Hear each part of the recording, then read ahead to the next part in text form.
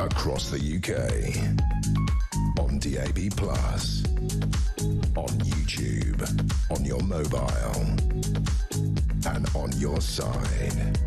This is Talk.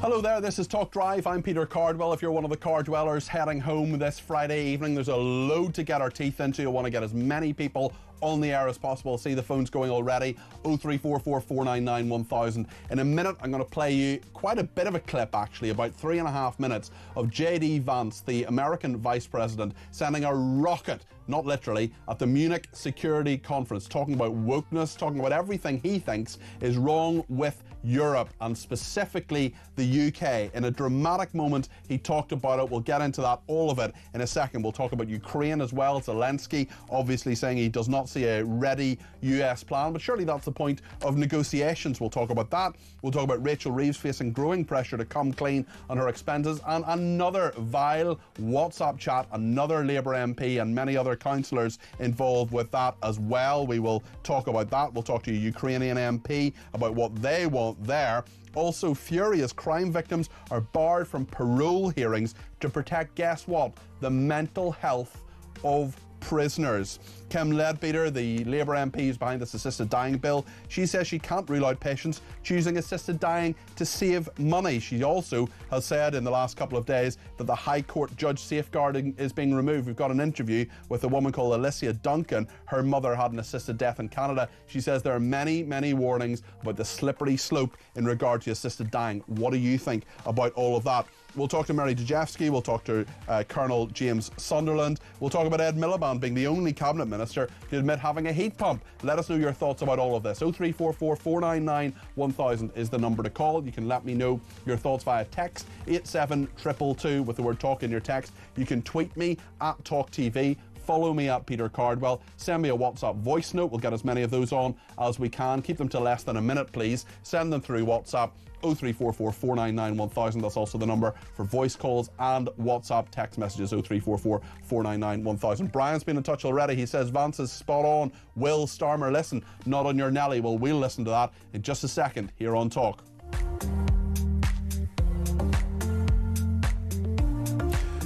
Well, as I said, J.D. Vance, the Vice President of the United States, has said some very, very interesting things, some very pertinent things, I think very true things. We're going to listen to quite a big clip of him talking. Let me know what you think. 0344 499 1000. We'll get instant reaction from the former MEP, Brexiteer chairman, and chairman of the Great British Political Action Committee, Ben Habib. That's coming up in just a minute. But first of all, let's listen to what J.D. Vance said. This was a dramatic moment at the Munich Security Conference. US Vice President giving an explosive speech on the state of free speech here in Europe.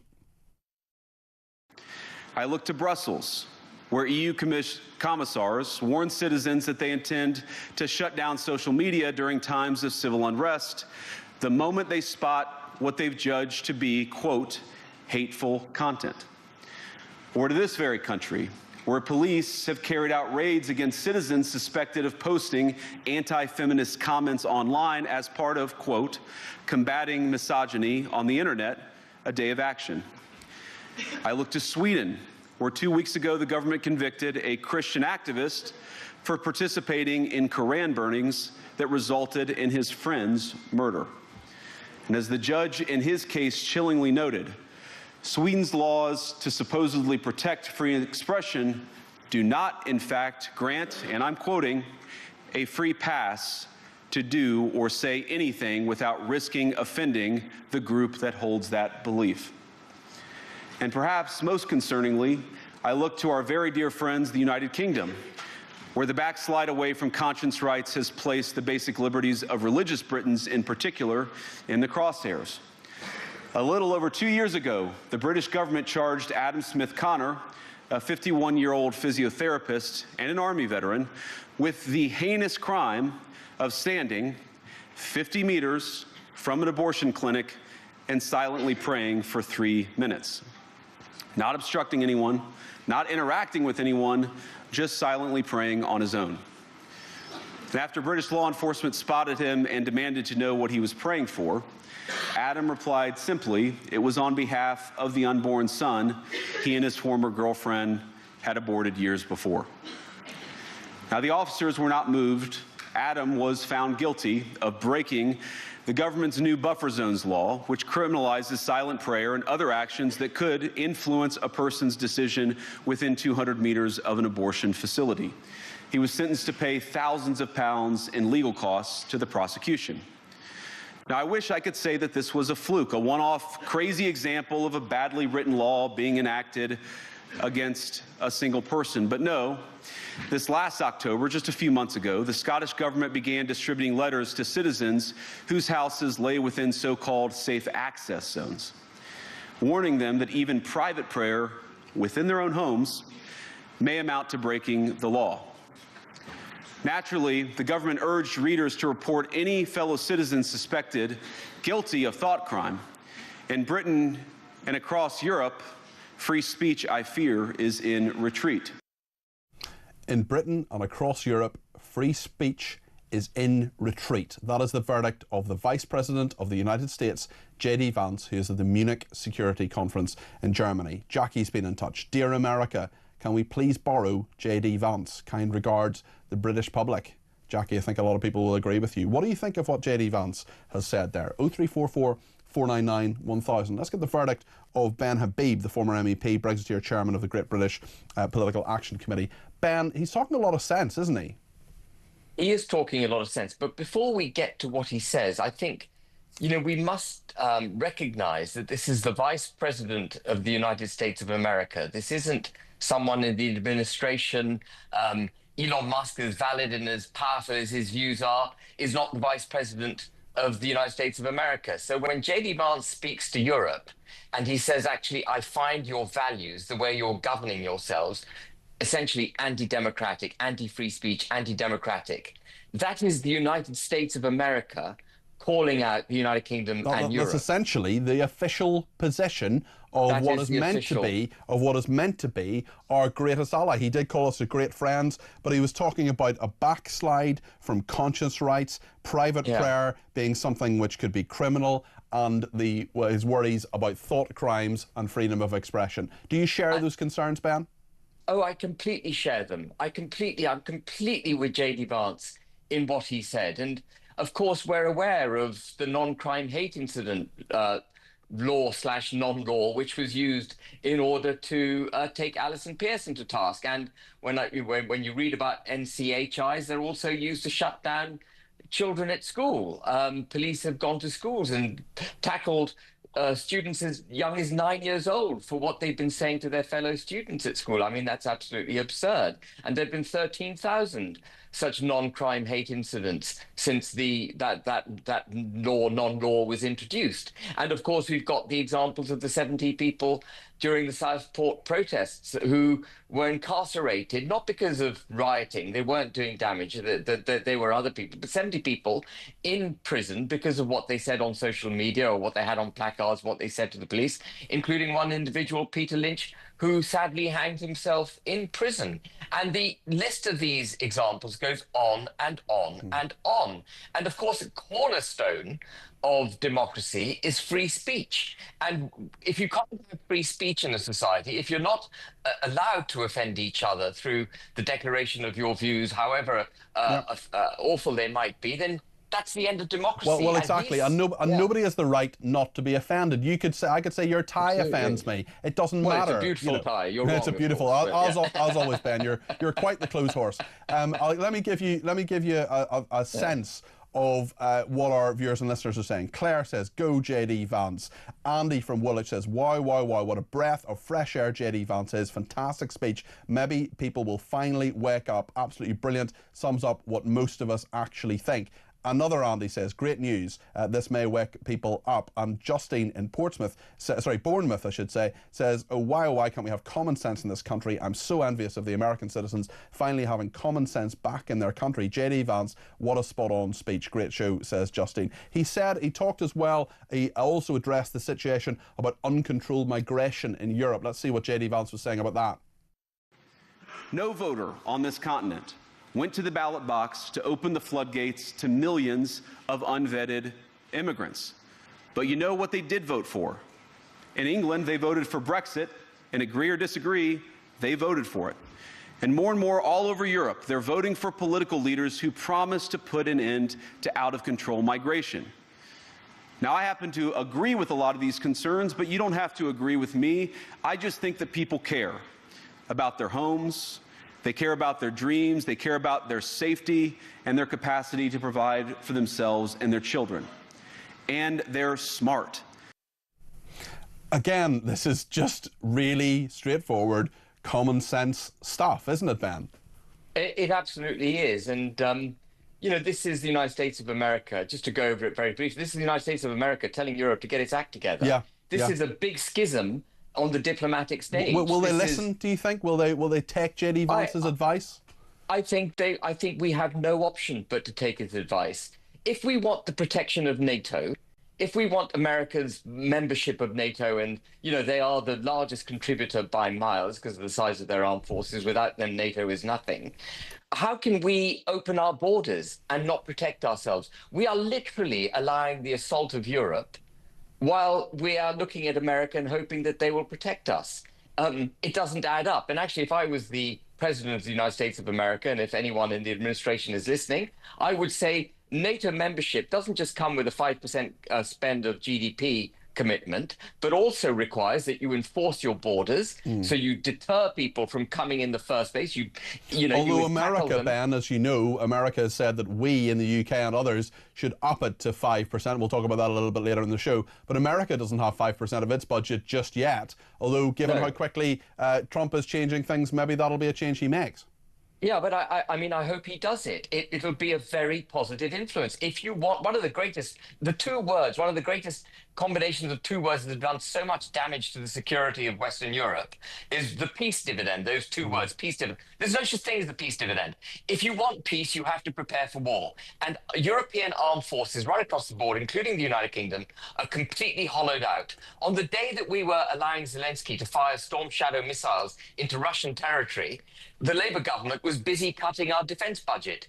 Well, let's talk briefly about Ukraine, Ben, and then I'll let you go. Just final question. What do you think should happen? What should a deal look like? Should there even be talks with Putin?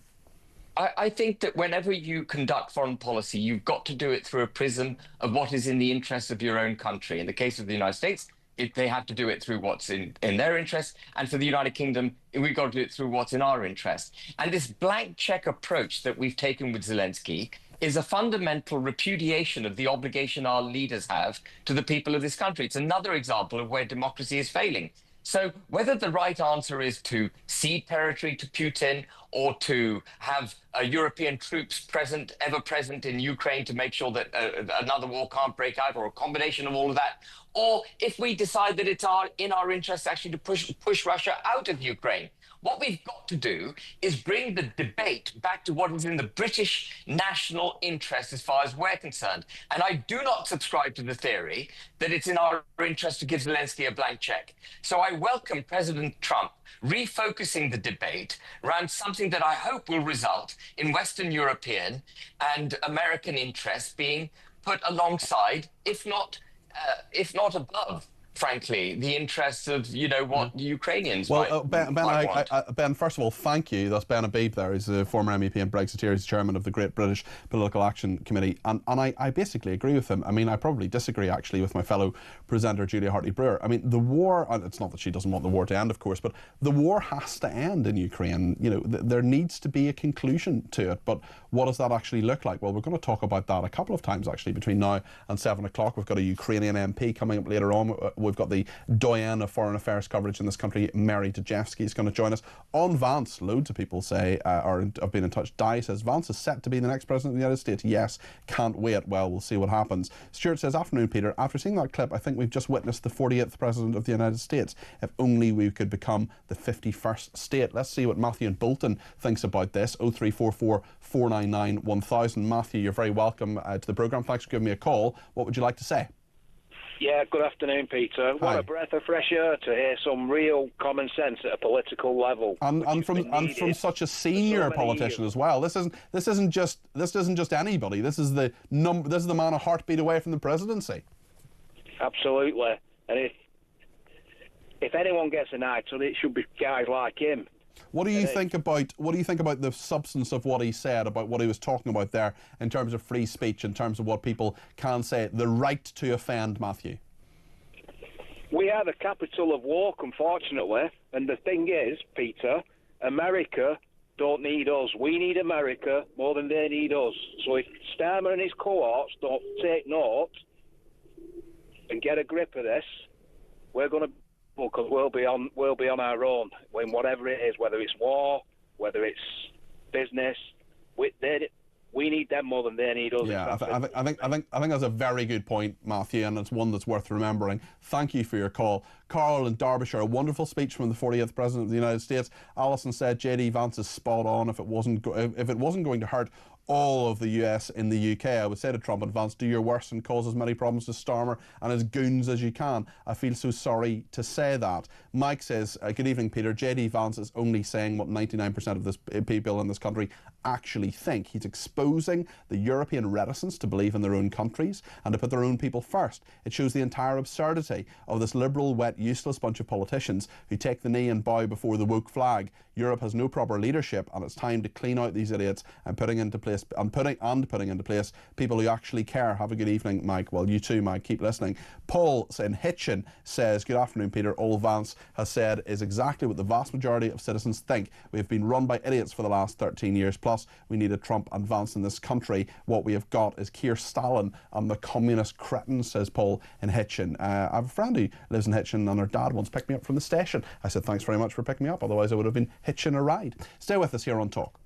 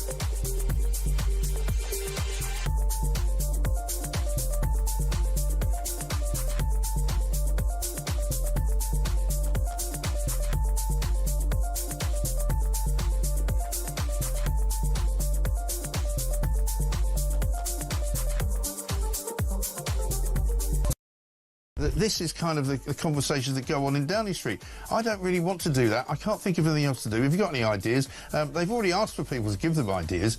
You know, it's all a bit of a shambles, isn't it? Well, that took me right back to when I was a little kid. I was a huge Rainbow fan, I have to say, when I was little. But, well, yeah, it's not been a great start, I think. It's really not. And it's not a start anymore, either. We're 7 months in, nearly 8 months in. You know, what's going on?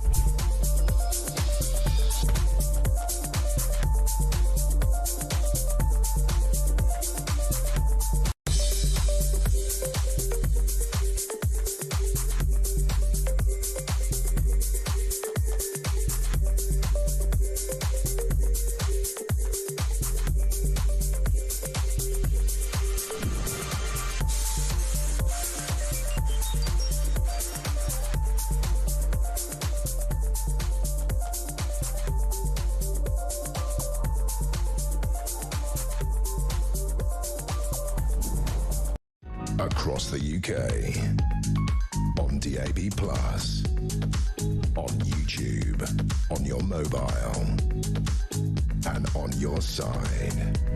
This is Talk.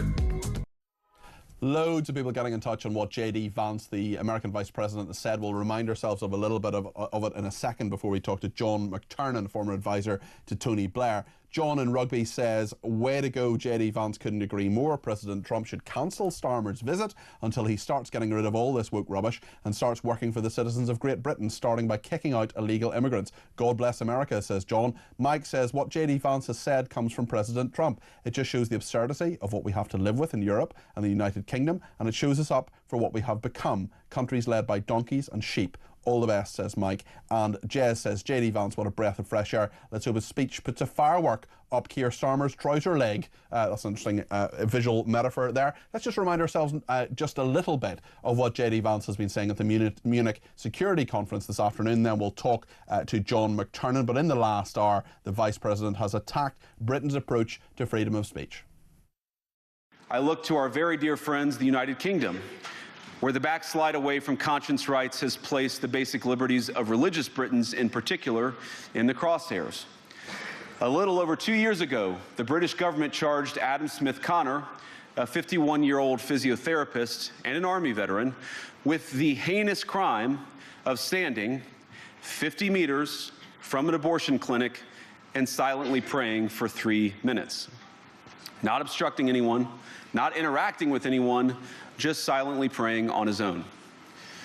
And after British law enforcement spotted him and demanded to know what he was praying for, Adam replied simply, it was on behalf of the unborn son he and his former girlfriend had aborted years before.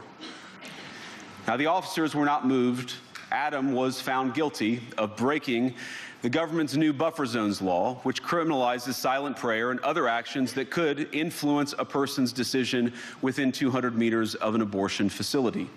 He was sentenced to pay thousands of pounds in legal costs to the prosecution.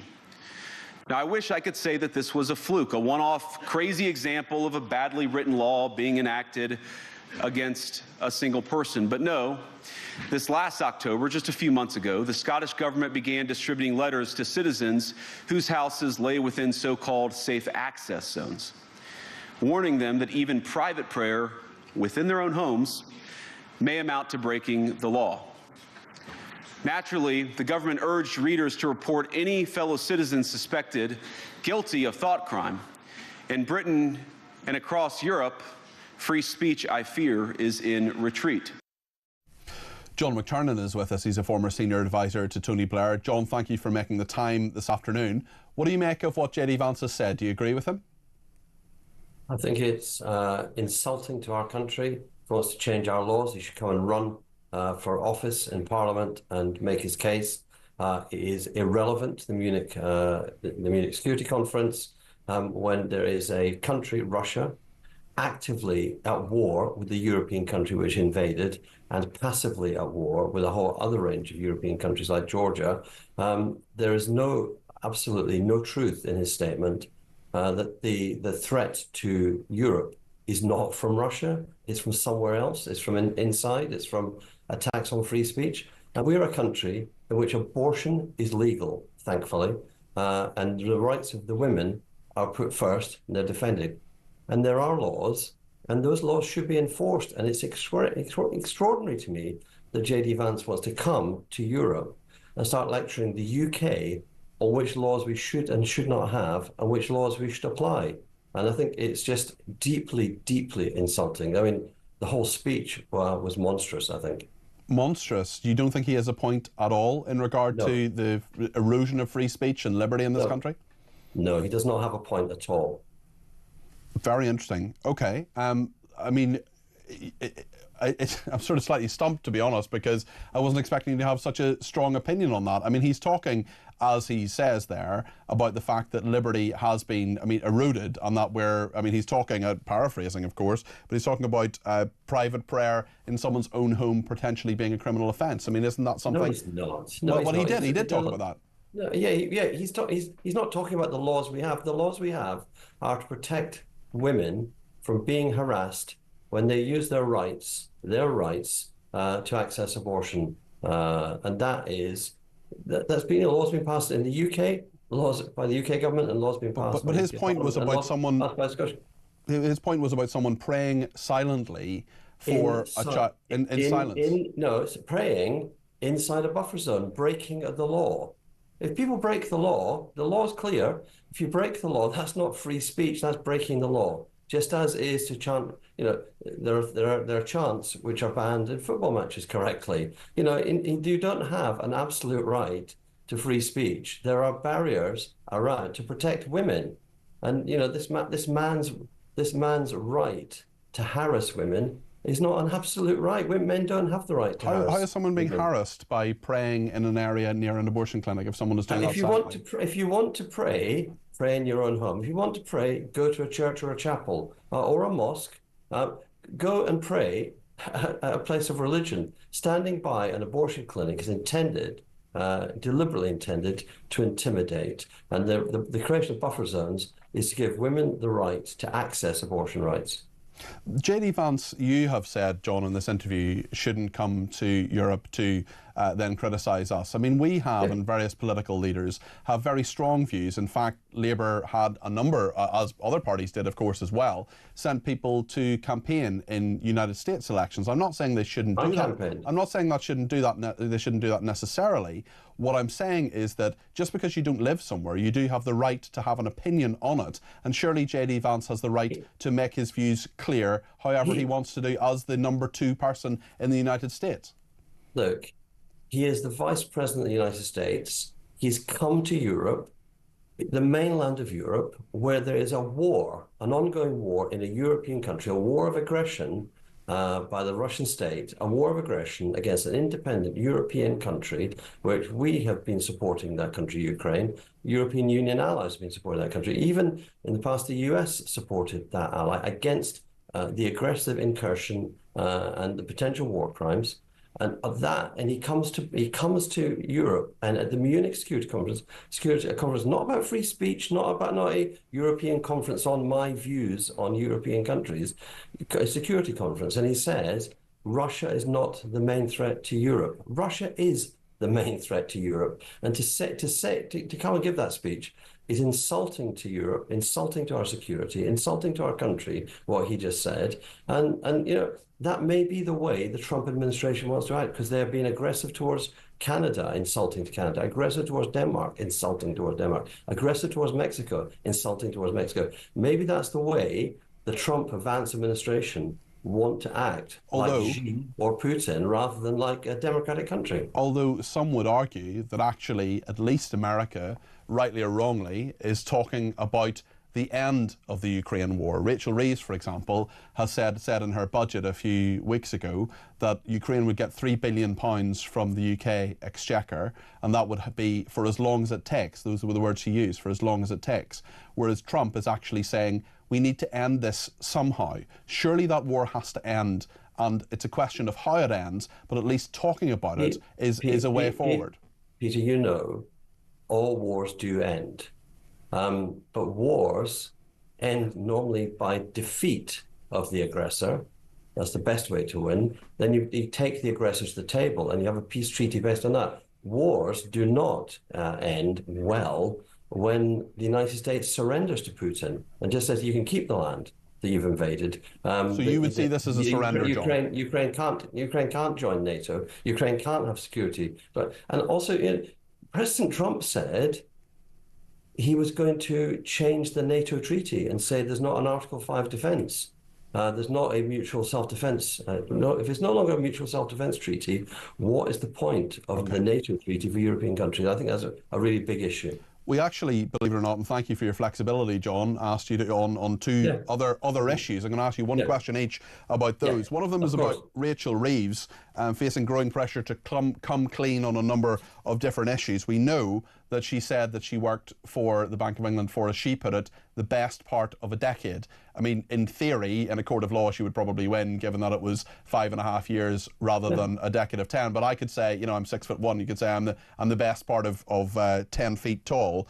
The fact is that there are parts of her CV that are just not true. How does this affect her credibility? And Keir Starmer's announcing full confidence in her, never a good sign. I've got absolute confidence in Rachel. I saw her doing a podcast podcast interview earlier this week with Matt Ford. Clever, funny, in control, witty, warm. She's a great human being. And this... But she hasn't told the truth, John. This strange obsession with her LinkedIn entries, which are not prepared by any senior politician, they're done by staff. The strange obsession with what it does and doesn't mean. Rachel will be judged correctly on her record as Chancellor of the Exchequer, and that record she's made. But people are judging. In fairness, John, people are judging her on what she put, or whoever it was put on LinkedIn. They knew this was a problem a few months ago. Surely you just say, right, we're going to take half an hour, we're going to get this absolutely 100% right, we're going to apologise that it wasn't right in the first place, administrative error, here things are. Yet they're responding now, and the news agenda, politically in this country anyway, is being maybe not dominated, but certainly we're still talking about the fact that Rachel Reeves' CV was wrong. She said, I spent the best part of a decade at the Bank of England. She spent 5.5 years. That just wasn't true. We've correctly spent most of this interview talking about the genuine question facing the country, which is the threat from Russia and the threat that the US is no longer a reliable ally for Europe and for the UK. That's actually where the big discussions are. These strange, gossipy, social media-driven questions about exactly how many days and months... Keir Starmer said he would bring integrity back. There would be integrity and truthfulness and straightforwardness from his... I mean, that's an easy thing to do. Just get it all out there. Just tell the truth. The truth of whether Rachel is up to being Chancellor of the Exchequer is to do with her current actions, not her past employment. But it would be quite nice to know what that actually was. Right, the final thing I want to ask you about is this another WhatsApp group, this time another MP, Stephen Morgan, who's an education minister, was the administrator of a group that said lots of vile things, including branding veterans and pensioners Nazis. We know that other ministers have lost their jobs. One in particular was Andrew Gwynn, lost his job. Should Stephen Morgan still be in a job this afternoon? As a matter for the Prime Minister, but in my own view, there was clear anger. I may have shared that anger with the people. You know, the racist riots involve people who tried to burn people alive because of the colour of their skins, and people who got caught up counter-demonstrating apparently in favour of the racist rioters, rather than in solidarity with the people who there was attempted murder because of the colour of their skins. Look, passions were running high. Being the administrator of a WhatsApp group, that's not like you're not the editor of the paper. You're just involved in that. And I think the WhatsApp messages that I've read from the councillors on that group, they were expressing passionately support for... Okay to call people Nazis? Sorry? Okay to call pensioners Nazis? Well, the racist rioters who tried to burn people alive were clearly Nazis. That's a fair term for the far-right violence. But the people who didn't actually do that, but who were supporting them, the people who didn't actually do that may well not have actually been supporting them, but pensioners, some of whom went through World War II, calling them Nazis, that's okay, is it? If you go out and you demonstrate against people who are showing solidarity with people who were nearly murdered by racist rioters, it looks as though... John, I'm astonished that you're condoning calling those people Nazis. It looks as though... I've not read all the WhatsApp details. We know for sure that those pensioners were called Nazis by a Labour figure, and you don't seem to be condemning that. Not by a Labour minister. So it's okay for a Labour councillor to say that, or for a Labour worker to say that, or a Labour supporter? All of these things are a matter for the Labour Party's disciplinary processes. Passions were running high at the time. Clearly, the racist rioters were wrong. John, I just want to give you one more chance, a yes or no answer. Is it okay to call those pensioners Nazis? Look, I'm not standing in judgment on those WhatsApp messages. I am. Those WhatsApp messages. Yeah, but I'm not. Okay, all right. John, thank you very much indeed. That's John McTernan, former senior advisor to Tony Blair. I'm slightly astonished by a number of things he said there, including in the final discussion. Let me know your thoughts. 0344 499 1000. Thank you. Lots of people in touch about that interview and about JD Vance. Simon in Swansea saying, JD Vance has my support. He talks sense. Our country and laws are a right mess. Mark says, thank goodness for Trump and JD Vance. At last I can see a glimmer of hope, which I've not seen for over a decade. Sharon says, of course the Blair aide will disagree. He probably helped write the laws with Blair. And Dan says, poor John McTernan having a bit of a breakdown because someone has dared to criticise the UK. We need to listen to the words, especially regarding illegal immigration. It's what people think and want to hear, says Dan in Gloucester. Also in John McTernan, this person says, John McTernan is showing us true colours. The left don't like free speech that they don't agree with. Why does talk of this clown on? You could say today was Friday and he would disagree with you. The answer is in your message, because we believe in free speech. We believe in allowing people, even though we disagree with them, as I did with John McTernan, time on the air. I want to get you on the air as well. 0344 499 1000, because this is the home of free speech, including things that we don't like to hear necessarily. That's what free speech is. It's the freedom to offend. It's the freedom to listen to things that other people say that you don't like. And actually, do you know what? The world continues to turn. We'll take some more calls later on this hour. We're also going to talk about a Ghanaian winning the right to stay in Britain after staging a marriage she did not attend. Yes, really. Stay with us here on Talk.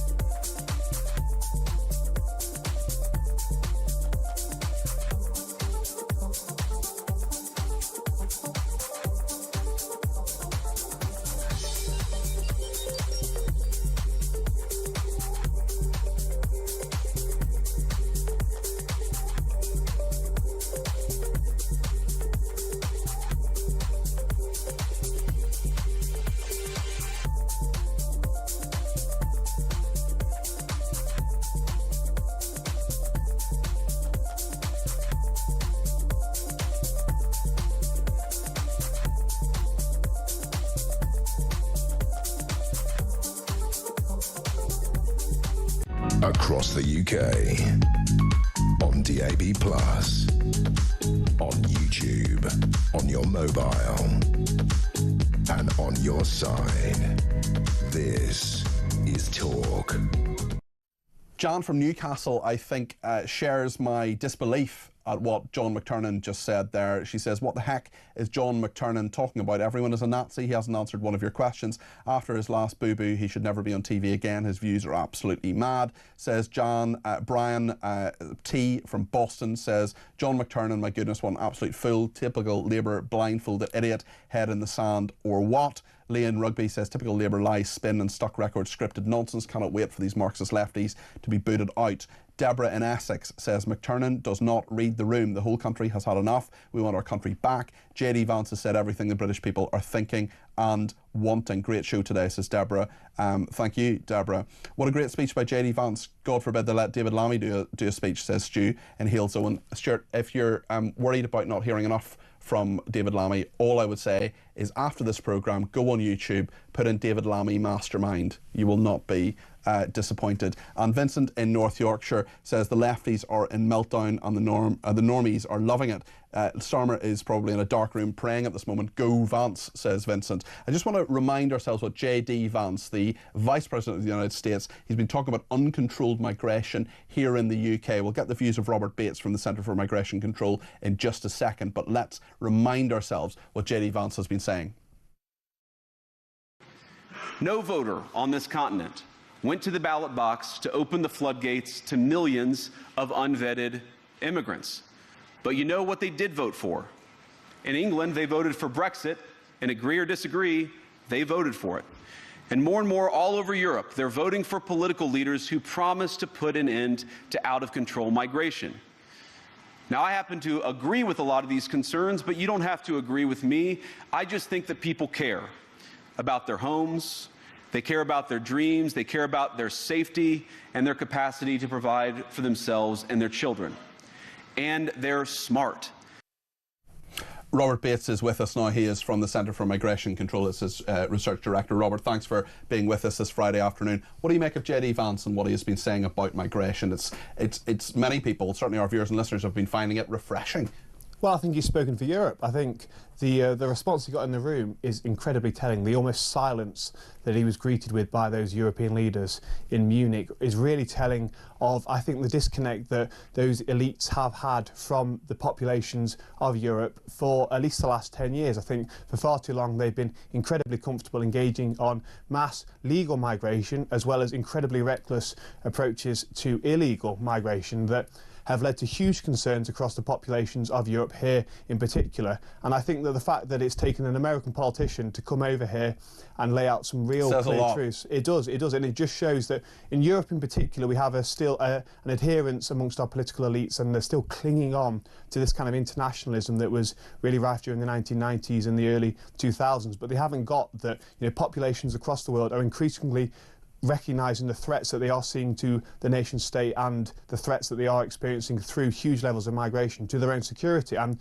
the fact that it's taking European leaders so long to cotton on, America are clearly so far ahead of us when it comes to addressing this issue, that I think they are in for a really rude awakening over the next 5 years. I think the 2020s, the second half of the 2020s, will be the decade when really Europe kind of rectified itself and put the boat back on stable. What would you say to people like John McTernan? We heard from him a minute ago, former senior advisor to Tony Blair. What would you say to John, who said that actually he shouldn't be making these comments? It's a security conference. You've already made the point that actually this is a big point in regard to security. Well, it's a huge security issue. I mean, you don't have to look too far back into history. You literally have to look to yesterday to see the threats that do arise from these unvetted individuals arriving in Europe. And let's be perfectly clear, they are unvetted individuals. Those 180,000 have arrived on small boats in the UK since 2018 are individuals that we know absolutely nothing about. It's impossible really to get a grip on their criminal record backgrounds, where they've come from, what their intentions are. And I think that politicians, when they try and deny the evident risks that are being posed and the huge threats that people are experiencing in their society, are just looking increasingly out of touch. And just to shift onto the legal migration issue, that we put out a report a couple of weeks ago that showed that legal migrants, or migrants in general, are 2.5 times more likely to commit a crime than a British national. So there is a whole cost of social implications that have come along with the mass migration that we have seen in the last 10 years, that politicians, I think, increasingly few in number, looking increasingly ridiculous, those who do still try and claim there isn't a problem, are still failing to address.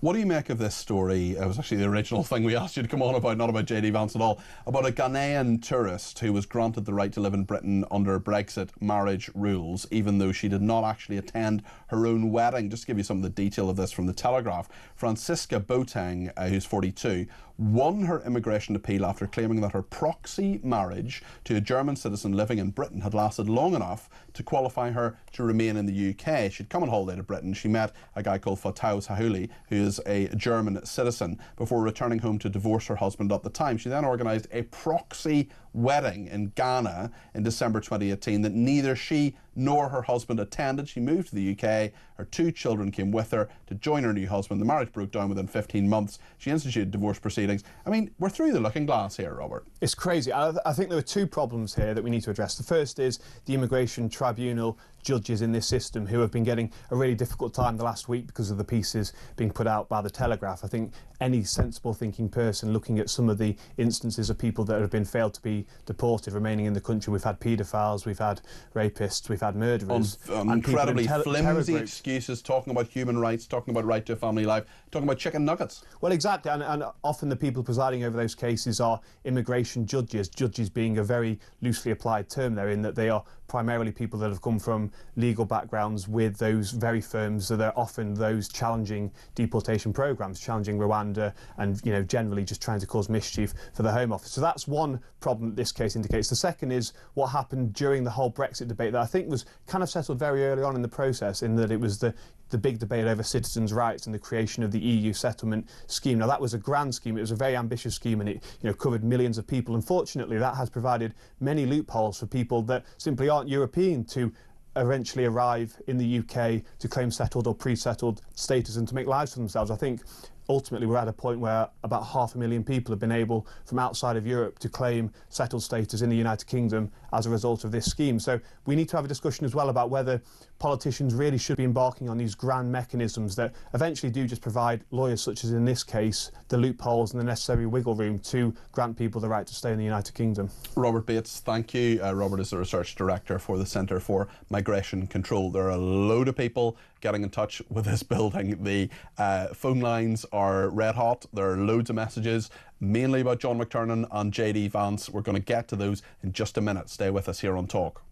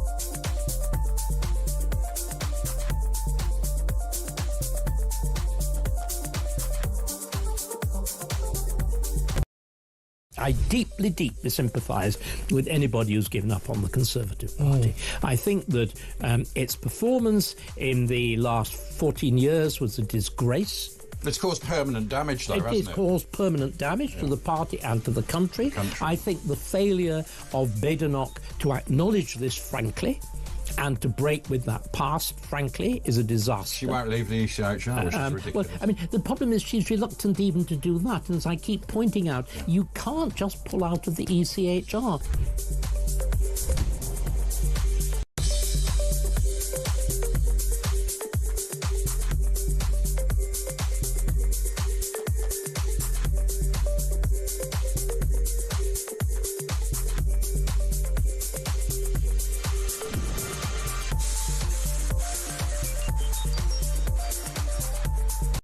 Across the UK, on DAB+, on YouTube, on your mobile, and on your side. This is Talk. Lots of people getting in touch about John McTernan, to say nothing of JD Vance and the speech he has given. Carl in Derbyshire, you must go out and get more people like John McTernan on. The more we hear from these people, the more they expose themselves, is the view of Carl in Derbyshire. John McTernan is part of the problem in this country. Labour are very quick to hand out criticism but cannot take it at all. Great speech by JD Vance. If only politicians like him. So glad he and Trump are brave to speak up. Good afternoon, Peter, says Cliff in Berkshire. It was great to hear Blair's former advisor speak. It reminds us just what Labour actually believes in. He was very slippery, just like his old boss, Mark in Fife. Hi Peter, OMG, I'm actually speechless over John McTernan's stance. He looked red with anger and hate, and he should be ashamed of himself. Bob says, well done Peter, there are no words to describe McTernan's views. Awful person. Frank says, your guest John is a fantastic advert for left-wing Labour thinking and why we should all vote them out one by one. Dave in London has given me a ring, 0344 499 1000. Dave, you're very welcome to the programme. What would you like to say? Yeah, hi Peter. I'm surprised some of your listeners are only just waking up to this guy. As soon as I heard you say he was coming on the programme, I knew exactly what was coming. He really, really is the worst of the worst of the worst of that lot. He really is the nastiest one of them all. He works behind the scenes. Why is he nasty, do you think? Why is what he said nasty? I think he's one of these people that's got all Tories are rich, tough people that... I must say, you know me, I've had a background in the Conservative Party. I'm not a member anymore. John McTernan has always been very polite to me. He's been very, straightforward with me. He's come on this programme today, didn't have to. No, but I think he likes the limelight. I think he enjoys coming on the... He's been on Talk and GB News a lot in the last few years. It's not today, he's just come on. He came on not so long ago and said 75% of people should go to university, not 50, for example. So he's got every single possible view that we really, really don't lead right now if we're trying to make this country better again. He epitomises that from top to bottom. That's what he is. I've never, ever heard him when he's been interviewed. When you interviewed him today, he did exactly what I thought he said exactly what I thought he would say. So he just is the worst of this lot. Okay. And it's just really sad, really, because we do need this country back in a better state than what it's in. Okay, well, but, he'll block it. He'll block it all the way. Well, he's not a part of this government. But Dave, thank you very much indeed. I should say on John McTernan, I appreciate him coming on the show. I disagree with him on many things. We had a very straightforward disagreement. A lot of you disagree with him as well, and that's okay because on my shows we disagree without being disagreeable. Mark is in Birmingham. Mark, what do you make of JD Vance? Thanks for the call. Evening, Peter. I just want to say JD Vance is on the money. He is in line with the thinking of normal Conservative people in the UK. I'll go as far as saying, we're having our rights taken away bit by bit. That's what he said, certainly. Digital currency, bank spying. I would encourage anybody out there to follow and support Big Brother Watch and Free Speech Union, because these guys are literally fighting in court. When somebody gets done for saying something, they're backing them up and they're supporting them with lawyers in court against these idiots who are trying to prosecute them. What did you think, Mark? Let me ask you just about JD Vance's JD Vance's speech and what John McTernan said, the former Labour advisor we had on, very senior advisor to Tony Blair, actually. It's interesting, Mark, because John McTernan said that JD Vance shouldn't be using the Munich Security Conference when everything's so serious, talking about Ukraine. We're going to talk about that in a minute on this show. And actually, that's what he should be talking about. He shouldn't be talking about this. What do you make of that? I totally disagree. We've got an onslaught on all our rights. Fortunately, people like Farage are filtering what's actually happening in this country back to the States. Trump and Vance are doing everything in their country to get rid of that, close their borders, control the left-wingers in New York who are releasing criminals out onto the street and making it unsafe for Americans. They know what needs to be done. They're doing it. And the people we've got over here don't like it, and it's great to watch, Peter. Okay, thanks for your thoughts there, Mark. Appreciate them. Zoe is in Lancashire and says, "Afternoon, Peter. So this guy John McTernan is offended. What offends this man in Labour and all the other woke idiots is the truth. They hate the truth that Americans can clearly see can be a danger to our society," says Zoe. Sue says, "I watched JD Vance's speech live in absolute awe. A simply amazing speech. The faces of the EU elites was fantastic. So envious of the USA right now. How I wish a UK politician had the guts to stand up for the majority in this country. John McTernan, it's just beyond belief he does Labour no favours." Leslie says this obsession with free speech is getting completely ridiculous. We have free speech, everyone can say what they like and when they like, but with free speech comes responsibility, and unfortunately not everybody is responsible. Some of the evil rubbish on social media and public forums is extremely damaging to society. No wonder thousands of people suffer with depression, even taking their own lives, says Leslie. I've just listened to David Lammy on Mastermind. I'm absolutely flabbergasted to this person. Yes, not during this show. I want you to keep listening and watching the show. But at some stage, maybe over the weekend, go on YouTube and put in David Lammy, Celebrity Mastermind. You will not be disappointed. David in London, just before we go to the news. David, you're very welcome to the programme. 0344 499 1000. What do you make of JD Vance and his speech today? Well, all I can say, Peter, is... everybody should go on Google, type in JD Vance, read the man's biography. This man is phenomenal. The background that he's come from and what he's achieved in life, I was just spellbound reading it. Unbelievable, Peter. His biography, unbelievable. But I've been watching all the Ukraine back and forth. We watched Question Time last night. I keep swinging one way or the other. It was quite interesting. One guy on there said, look, when Hitler invaded Poland, we didn't say to Germany, I'll tell you what, you can keep the 30% and we won't bother. The big difference is that was immediate, whereas we're now talking about 11 years ago, aren't we, with the original Crimea? Yeah, but does it make it any better? You know, should we just be saying, actually, Putin, that's been the case for a while, therefore this is we'll give you that as a concession necessarily. But, I mean, David, it comes back to the fundamental question I've basically been asking for the 3.5 years I've been doing programmes on this network, which is the war has to end. How Correct. Does it end? Absolutely right, 100%. That was my next, you read my mind. Read your mind. It has to end. This war has to end. And another American guy who was on the European thing this afternoon, he said, what we should do then, if Trump doesn't want, if Putin doesn't want the Ukraine to join NATO at the moment, we should make it absolutely clear, let Putin make the decision.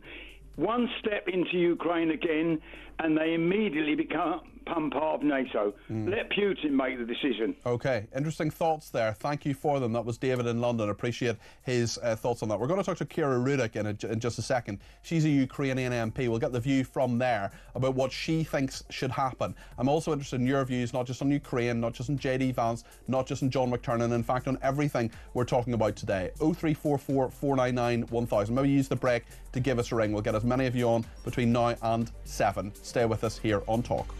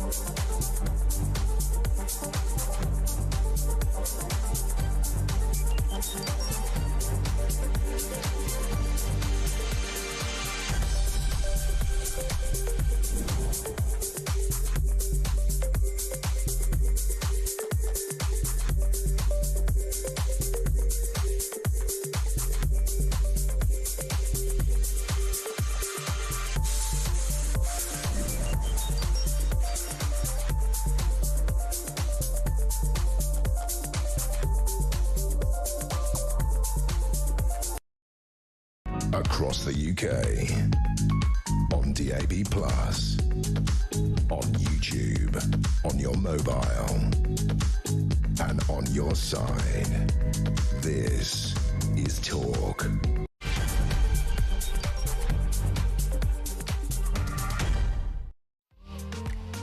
This is Talk Drive. It's just gone 5 o'clock. Thank you so much for your company. I hope you've been listening or watching in the last hour. My goodness, we've been discussing JD Vance. We also had a very strange moment where the former Labour advisor, John McTernan, refused to say whether elderly people who had protested at a particular protest that had been mentioned in one of these vile WhatsApp chats that had a load of Labour people in it should be called Nazis. Well, we'll show you, we'll replay the little clip there. I found it strange what John was saying. I do respect him. He's a very interesting and very learned and intelligent man, but I just thought on this occasion I was slightly baffled by what he was saying and why he didn't just condemn it. We'll talk about that. We'll talk to a Ukrainian MP in a few minutes' time. That is in regard to what is happening there, and of course the question about how we end the war. Should it be ended, or should we just actually forget about what Trump is saying? We'll talk about crime victims barred from parole hearings to protect, guess what, the mental health of prisoners. That is another bizarre story today. And Kim Leadbeater, the godmother of assisted dying, the MP, wants to put that forward, says she can't rule out patients choosing assisted dying to save money. We're looking at a massive U-turn from a number of MPs on that because the judge-led aspect of it has been axed or will be axed from the bill. We'll talk to a woman whose mother had an assisted death in Canada. The slippery slope is happening, folks, I'm telling you. We'll talk to Mary Dejevsky about Ukraine and a number of other issues as well, and James Sunderland, the colonel who was part of the Conservatives until recently. What should happen in Ukraine? We heard from JD Vance. I'm going to play you him, what he said again at the Munich Security Conference. Absolutely box office stuff, talking about common sense in this country and elsewhere. I want you to get your common sense on the air as well. 0344 499 1000 is the number to call. You can text me 87222 with the word talk in your text. Tweet me at talkTV. Follow me at Peter Cardwell. Send me a voice note on the main number. Send me a WhatsApp text message on the main number, or give me a ring on the main number. The main number 0344 499 1000. Stay with us here on Talk. Well, I just want to remind you about that earlier this afternoon, this dramatic moment at the Munich Security Conference. US Vice President JD Vance gave an explosive speech on the state of free speech in Europe.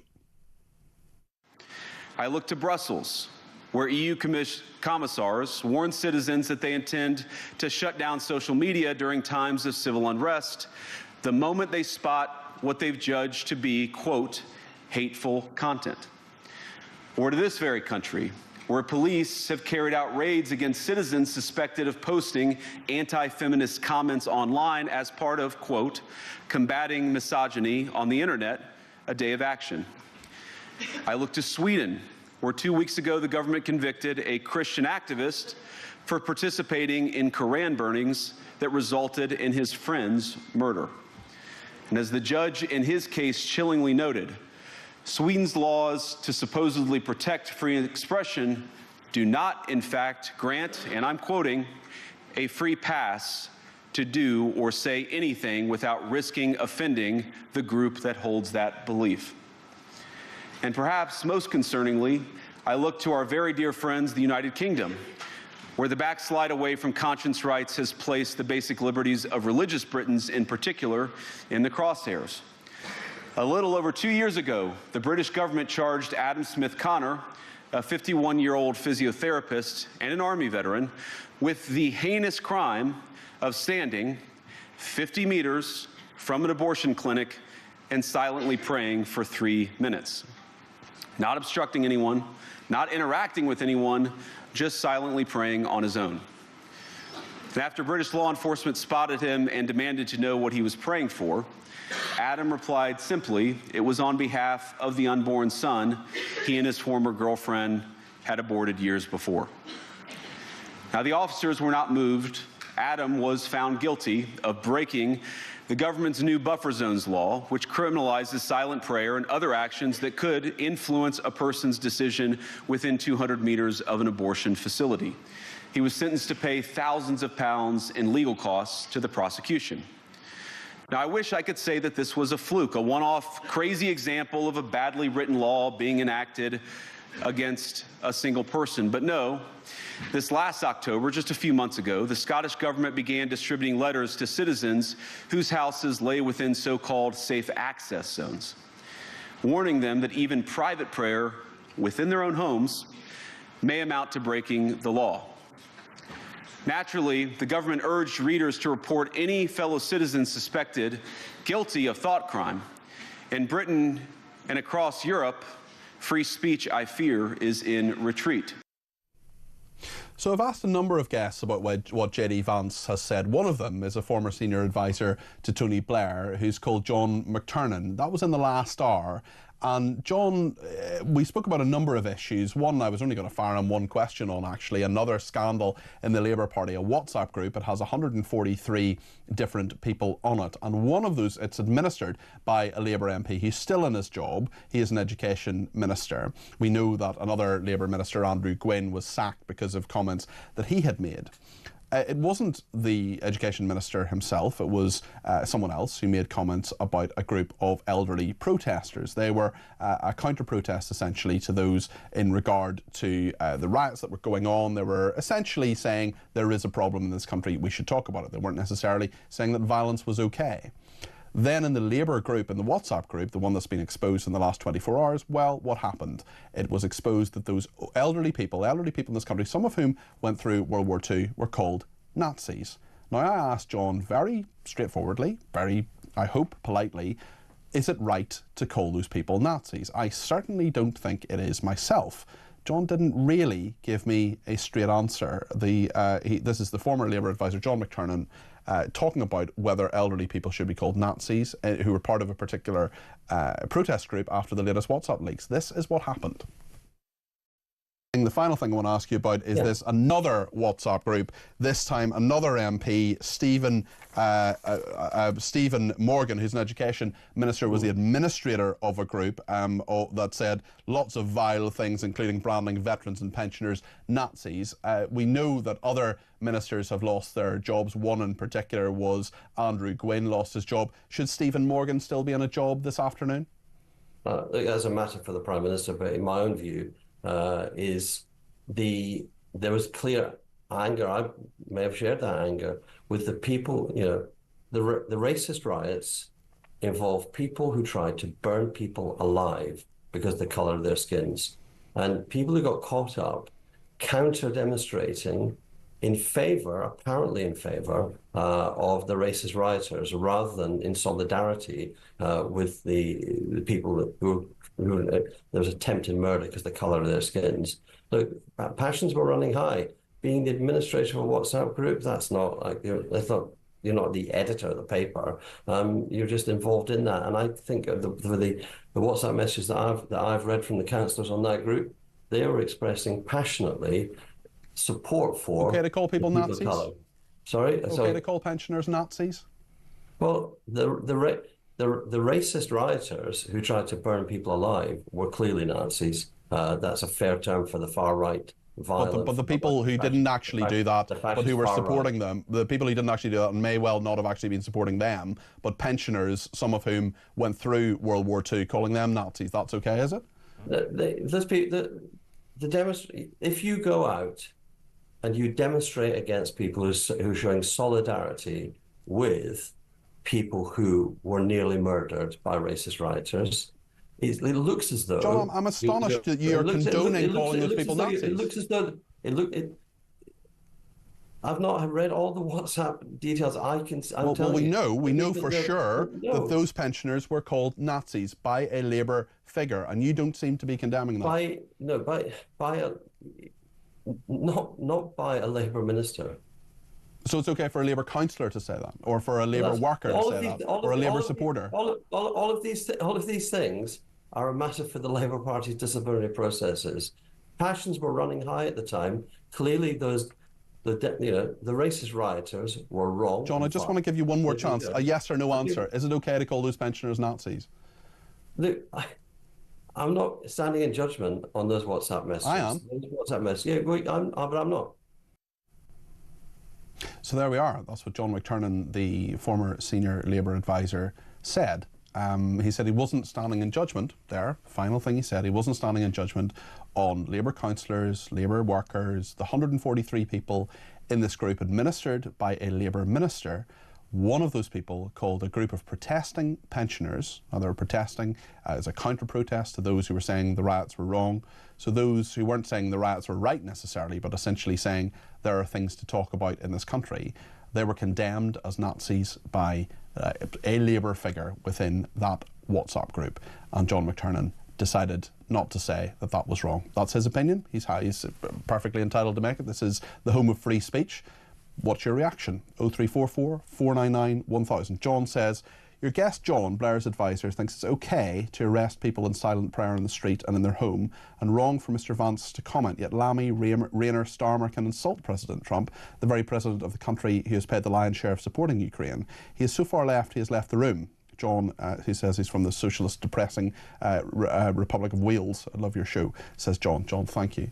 Andy in Thatcham says, McTernan says that JD Vance shouldn't be talking about trivial matters when Ukraine is a bigger matter. Remember when they wanted to focus on birthday cake rather than the invasion of Ukraine, says Andy. Well, Andy, I'm going to respectfully disagree with you. That wasn't about birthday cake. That was about the rules being broken and the Prime Minister of the country lying. So it's a bit more important than that. But I get where you're coming from. Ukraine, of course, is the issue that is dominating the Munich Security Conference. We're talking about that. We're talking about what JD Vance is saying at the moment. He's actually meeting Zelensky, who is, of course, the president of Ukraine. Kira Rudik is a Ukrainian MP. Thank you for joining me, Kira. Zelensky says he does not see a ready US plan for ending the Ukraine war. I wonder what you make of what President Trump is proposing. Hello, Peter, and thank you so much for having me. Well, we didn't see any kind of the plan. We have heard many statements from President Trump, from Vice President J.D. Vance, and from Pete Hegseth, the Minister of Security and Defense of the United States. And some of those statements were contradicting each other because we have heard that Ukraine will never join NATO, then that Ukraine may join NATO, then we heard that there will never be US troops on the ground. And then in the latest statement, J.D. Vance said that he thinks that could be US troops on the ground if they will need to pressure Russia. So with all that noise, we need to concentrate on what is important. What is important is a basis for any kind of the peace deal. This basis is called a security guarantees. Basically, who or what in the whole world will make sure that Putin will keep his part of the bargain. Because the least wanted thing here in Ukraine is for the new administration of the United States to repeat the same mistakes that were done in the past. When in 2014, the world did not give Putin the reaction that would stop him. Basically, it was appeasement of the dictator. And then in 2022, the idea was to support Ukraine to fight, but not exactly to support us to the point where we can win the war. So I think everyone would agree that we have the potential, the willingness, and the eager and professionalism to fight with the best that we can to push Russia back if we have enough of the weapons and supplies to do that. So right now, when anybody is saying, well, Putin may be ready to talk, or like, let's figure out a deal, our question is, how do we know that it would be any different than so-called ceasefire deal that we have been with Russia in since 2014? And I can tell you one thing, they have been breaking this deal every single day. Is it right to talk to Putin now? I don't think so. I think the isolation that Putin was going through for the last 3 years was more productive in terms of trying to pressure him into the deal. Worth the sacrifice, though, of your people? I mean, it's had a tremendous human cost. I just wonder how this war ends.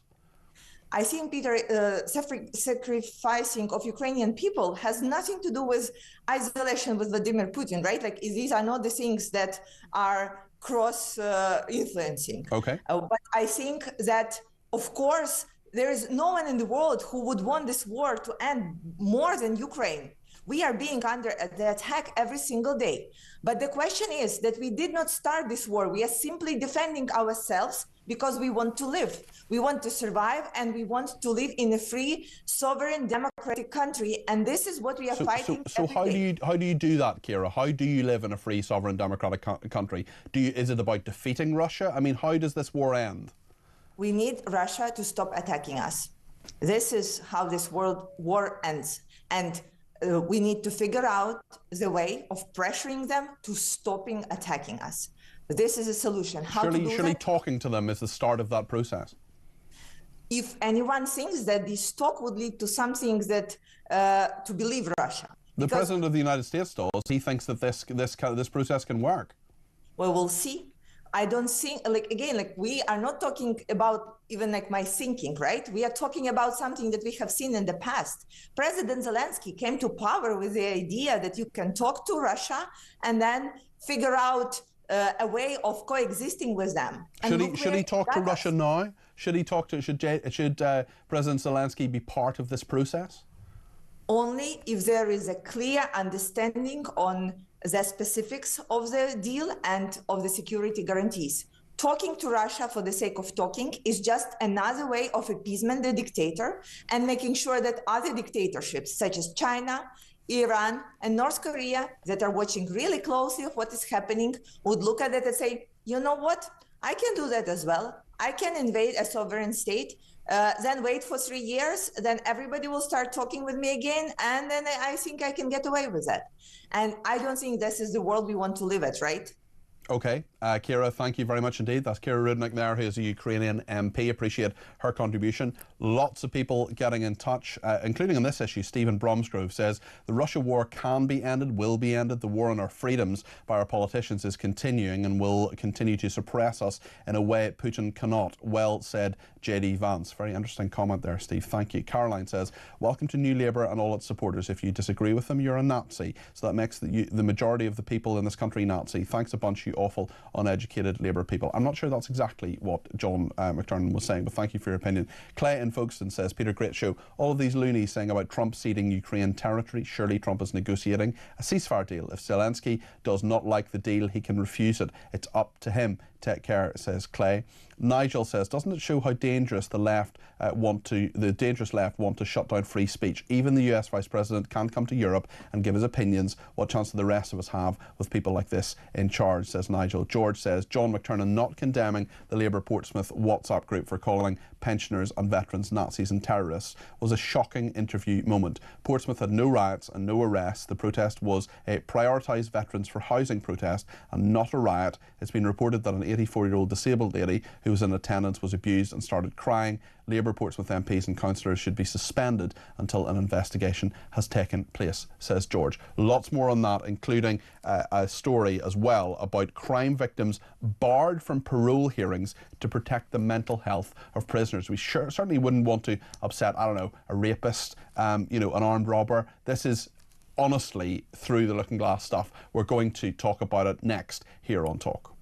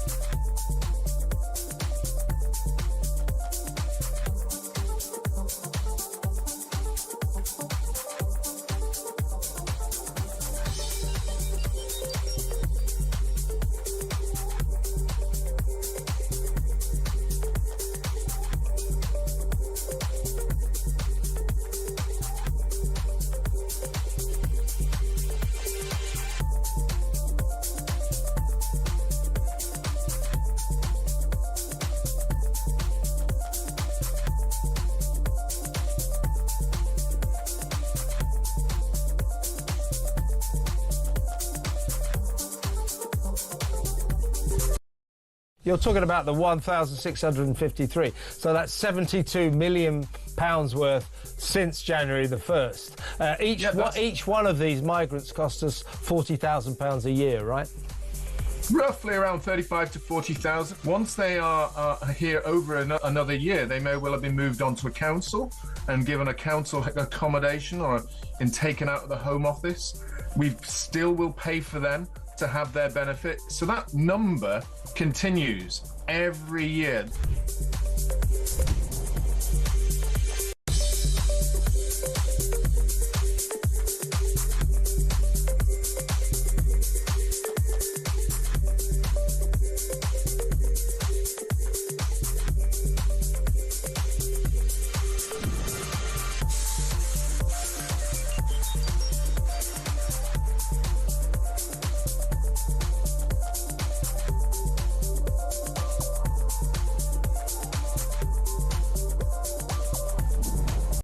Across the UK, on DAB+, on YouTube, on your mobile, and on your side.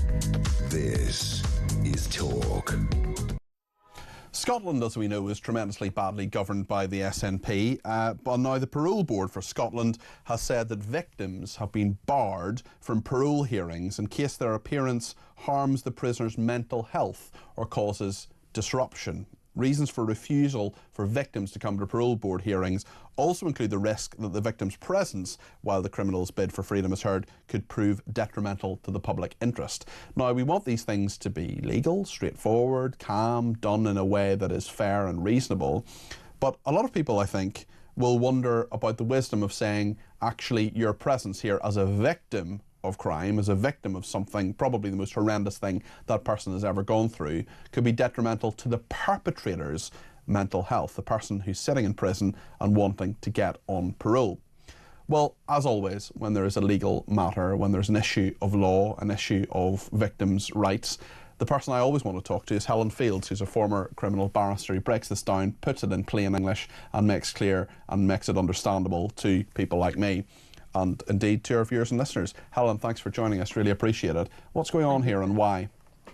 You know, it's really difficult balance to strike. You said all the right things. We do have to be fair to prisoners. Just because somebody's committed an offence, just because they've been sentenced to prison, doesn't mean that all their rights have vanished, and it doesn't mean that they shouldn't be entitled to start again. What's happened here is that I believe Daniel McFarlane's lawyers have applied to not allow Eddie Wilson in the room. There's obviously something going on that somebody on the parole board was convinced was a decent reason. That might relate to anything confidential. It might be a health issue, it might be a mental health issue, it might be other confidential matters. But they have excluded Eddie Wilson. Now, I'm not going to even try and justify this one. It seems to me that we are stacking up problems for ourselves when we don't both do justice and let justice be seen to be done. We can't underestimate the importance of that.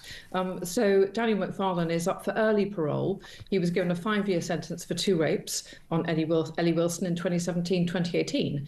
And he is now at the earliest opportunity applying to be released on parole. He will then, if he is successful, serve the rest of his sentence on licence.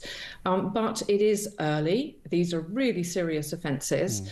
And it's right, in fact, that barring really exceptional circumstances, victims should have their say. Should the mental health of the perpetrator be a reason, do you think, that victims can't come and see justice being done? As you say, it needs to be seen to be done. Well, it's a bit of a spectrum, isn't it? So we don't know quite what the issue is. If the issue is that he would react badly, feel upset, he wouldn't, cope very well with it, then that's not a reason as far as I'm concerned. If there are issues of potential suicide, if we're at the really extreme end, then obviously that's something the parole board needs to think about. But it really ignores the mental health of the victim. Victims need... And I think there is real worry that victims and victims' views and victims' experience is actually being ignored here. It is. It does feel like that. And we need victims to come forward. We need them to feel as if they're going to be treated really fairly. We need people to think that if they go to the police to talk about something as horrific and difficult as a sexual assault or a rape, that they're going to be listened to. That this isn't just the tail end of a process. It doesn't end with a parole board hearing, because then there are years of licence. And for most victims, actually, it never ends.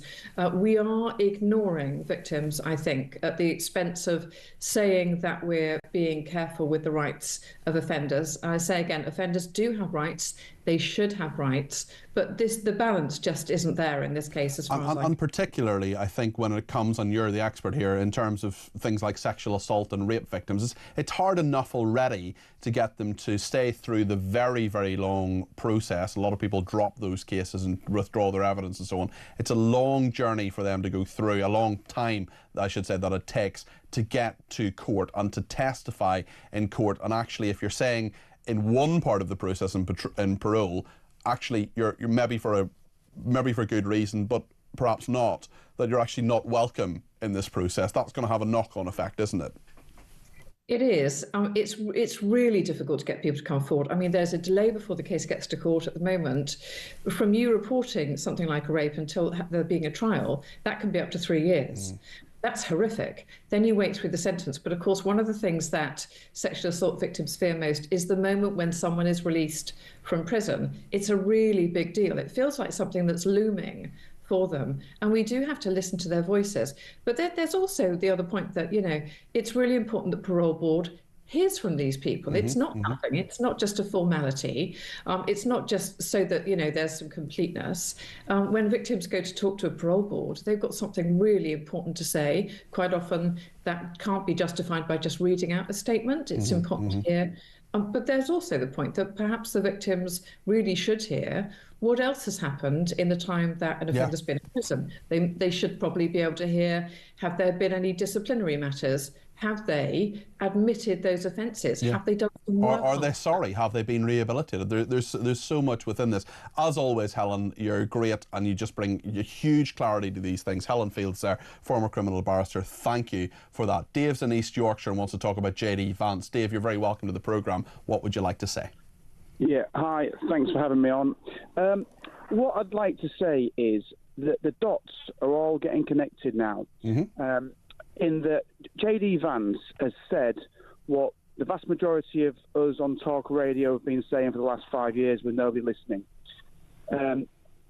The significance of Donald Trump winning the recent election in the US means hopefully we'll have 4 years of Donald Trump saying what we all believe in and doing the things that are going to help get towards that, and potentially 8 years of JD Vance, which might mean we've got 12 years of sensible policies that everybody believes in. All the voters here have believed in. But the problem is we've had USAID spending millions and millions and millions on campaign groups, on media outlets. $3 million were spent by USAID giving someone in the Middle East, a rapper in the Middle East, $3 million to create rap, which was anti-Semitic. Yeah.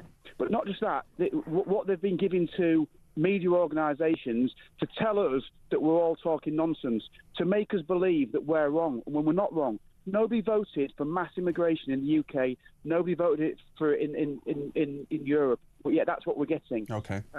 And the media outlets, all the globalist media outlets that have been paid, and commentators, and I think Rory Stewart I think his wife's getting £1 million.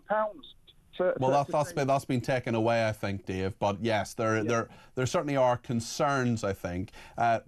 Places like Politico, for example, have pushed back on that and said actually just because government agencies are subscribing to their services doesn't mean they're being paid to push a particular opinion.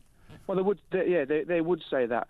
But the important thing is that the people's voice is now being heard, and they're going to be put into an awkward position of having to answer what JD Vance has said recently and try and deny that that's what we really all want. Dave, great points there. That's Dave in East Yorkshire. Thanks for your thoughts. Terry in Slough has been in touch on text 87222 with the word talk in your text. Hi Peter, I'm 75. I voted Labour at the last election. I've got more respect for something I scrape off the bottom of my shoe than I have for this useless and incompetent Labour government. Everyone has the right to be stupid, but this government's making a career out of it. I will never ever vote Labour again, says Terry. Cliff says, you've said a couple of times we're having through the looking glass moments, but I think all too often I'm living in a Monty Python sketch, says Cliff in Berkshire. Mick in Wallington, John is so deep in the ideology like Starmer, this is John McTurnan we're talking about, that they are the danger of society, not the pensioners, says Mick in Wallington, his opinion. Stuart says the Labour advisor on your show, that's John McTurnan, just now is completely biased. He seems to think that the WhatsApp messages are for a Labour internal investigation. No, it is for a judge to decide, the same as the hearty words WhatsApp messages from people who are now in prison. It seems the whole of Labour, including previous advisors, are two-tier, says Stuart. Well, I'm sure John McTurnan would deny that, but we're talking about this. We're actually a bit later on going to talk to someone who's involved in exposing those messages. We're also in a minute going to be talking to this is an issue that really is concerning me, because this is what's called a private member's bill. So this is a backbencher brings a bill, brings a piece of legislation, and it's about assisted dying, and we're talking about assisted dying, and this piece of legislation went through. One of the major bits of the legislation was saying that if anyone is helped to die, if assisted dying happens, well, a judge will sign it off, a High Court judge will sign it off. Lo and behold, Kim Leadbeater, who's the Labour MP who's brought this bill, says actually now we're going to drop that bit. That is really concerning, because she said in numerous interviews, dozens of times, that this would mean that the assisted dying legislation in this country would have a backstop, essentially, would have great safeguards, that it would be some of the greatest safeguards in the world.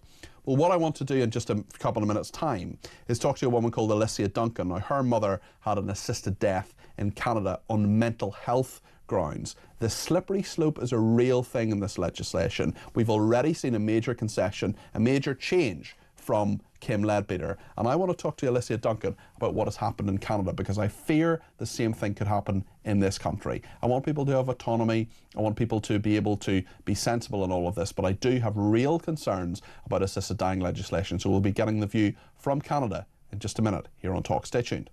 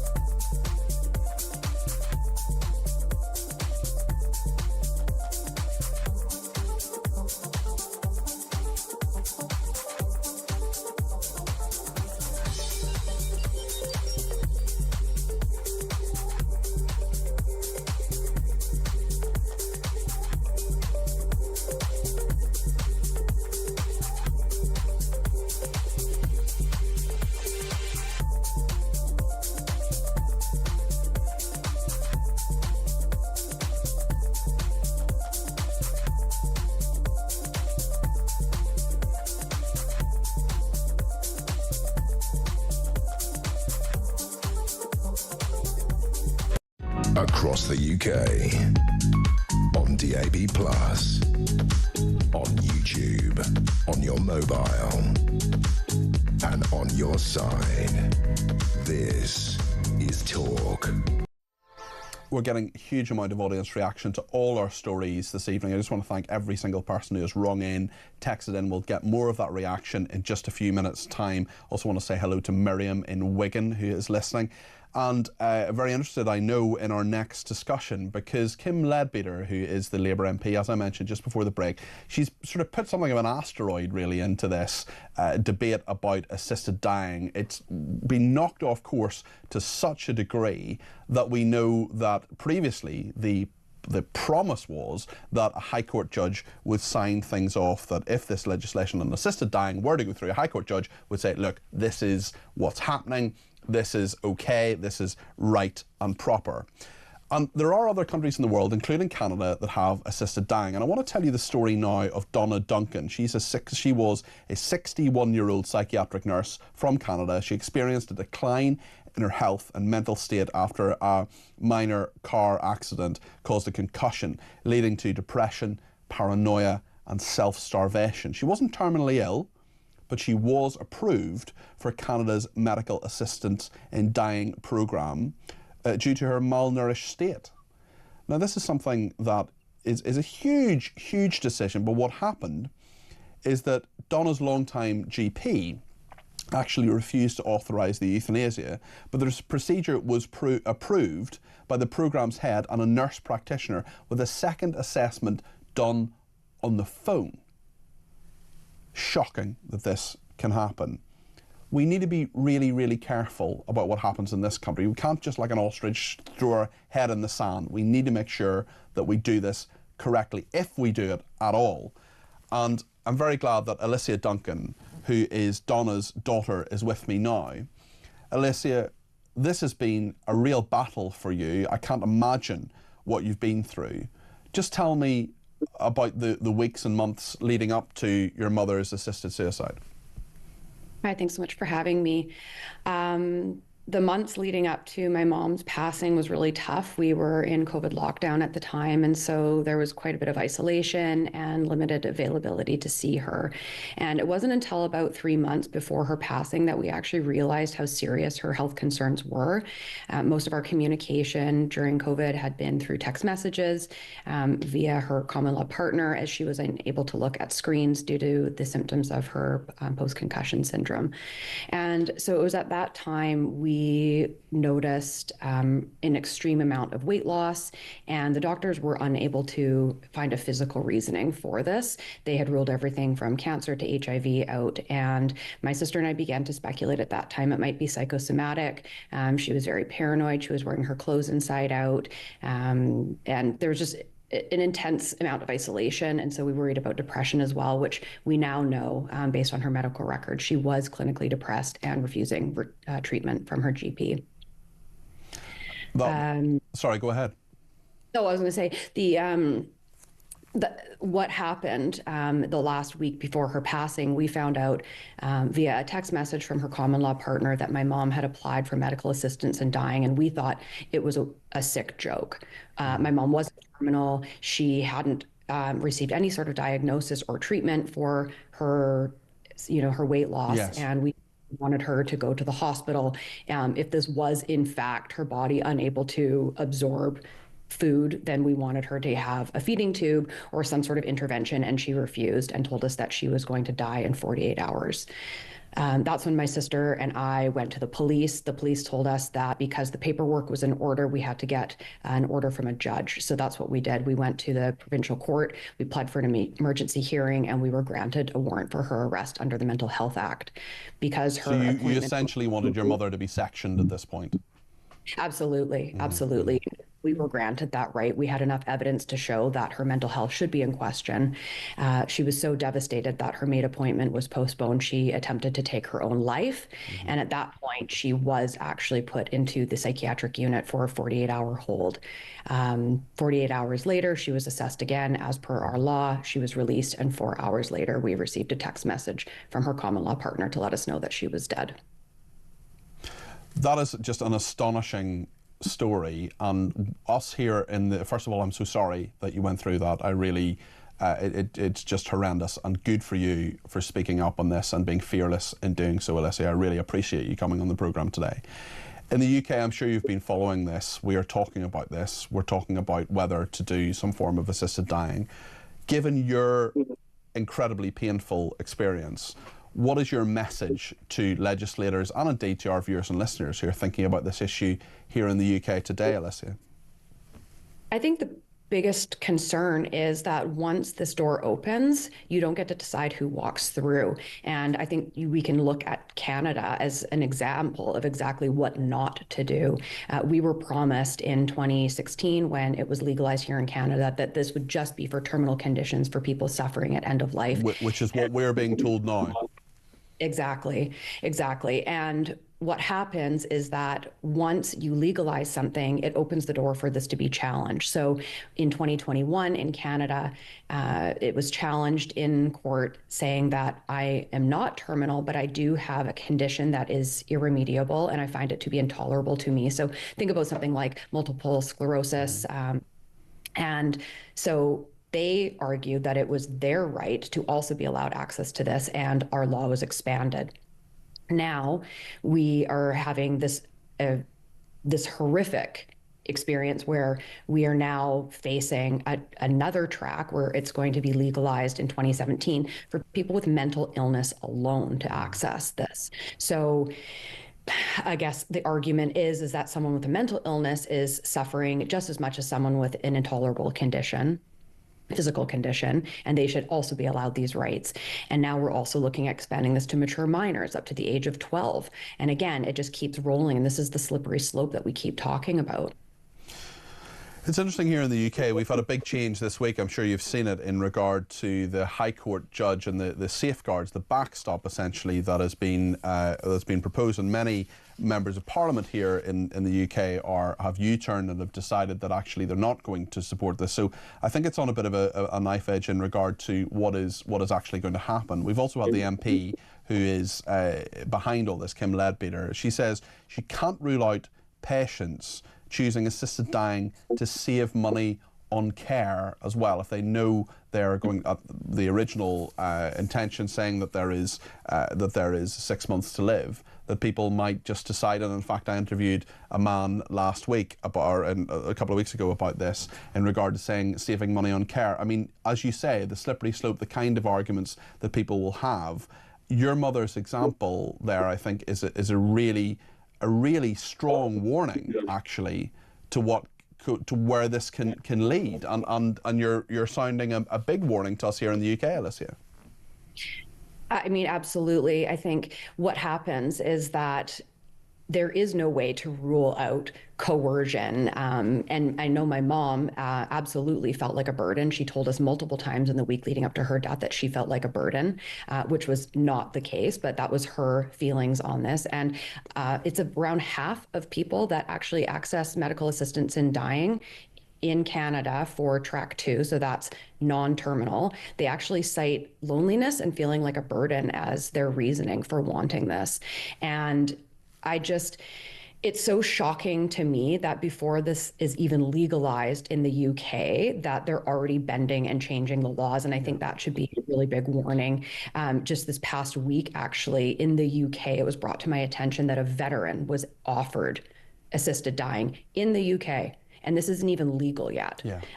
This gentleman's gone to the police, and so we're already seeing doctors pushing this bill before it's even passed. Just a final question to you, Alicia. When your mother was well, what was she like? Because we're talking about her death, but I want to remember her in life as well. What kind of person was she?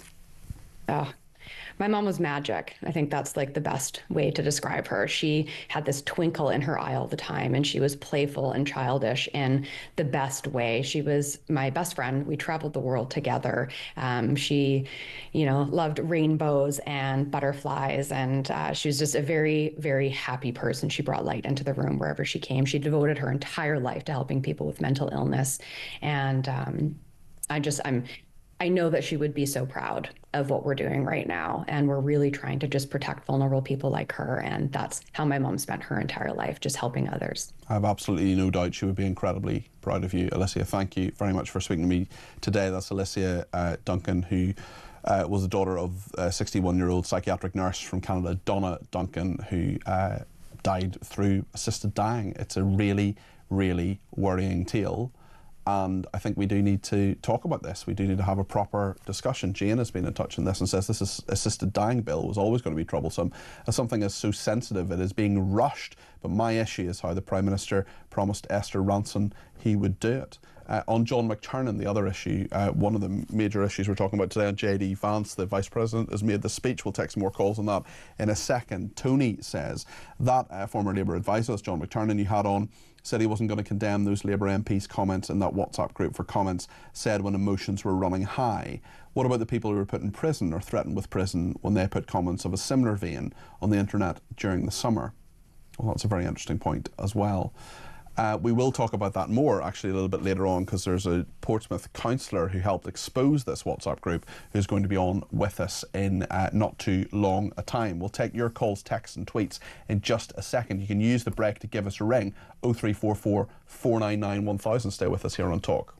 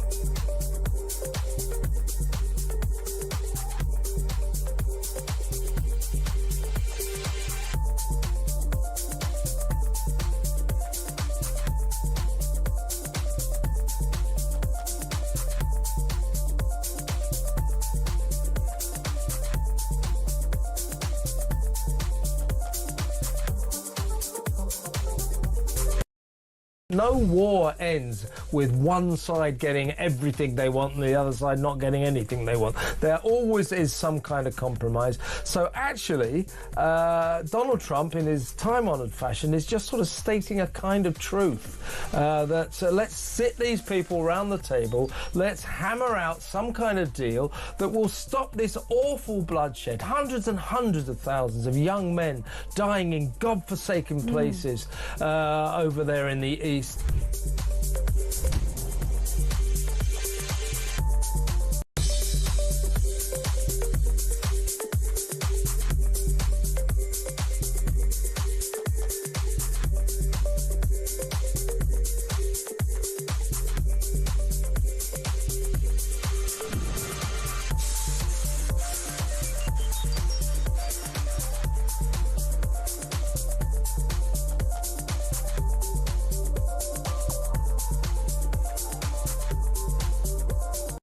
Across the UK, on DAB+, on YouTube, on your mobile, and on your side.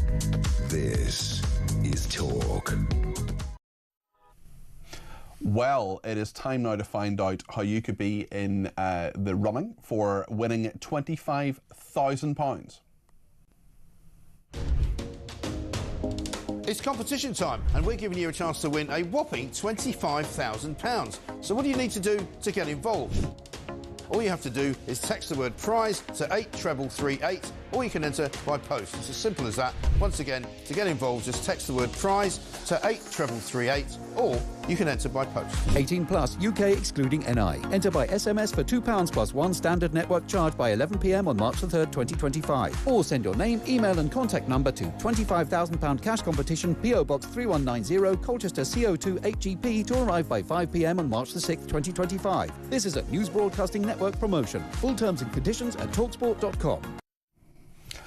Well, quite a lot of calls, texts, tweets. I've been looking at my phone in the last few minutes. I think JD Vance is my hero, says Angela, saying what we are mostly all thinking. I hope our government hangs its head in shame. Please, can all the madness be eradicated, says Angela. Keir Starmer, why should tell every MP to stop using WhatsApp now and grow up, says Suzanne Meldrum.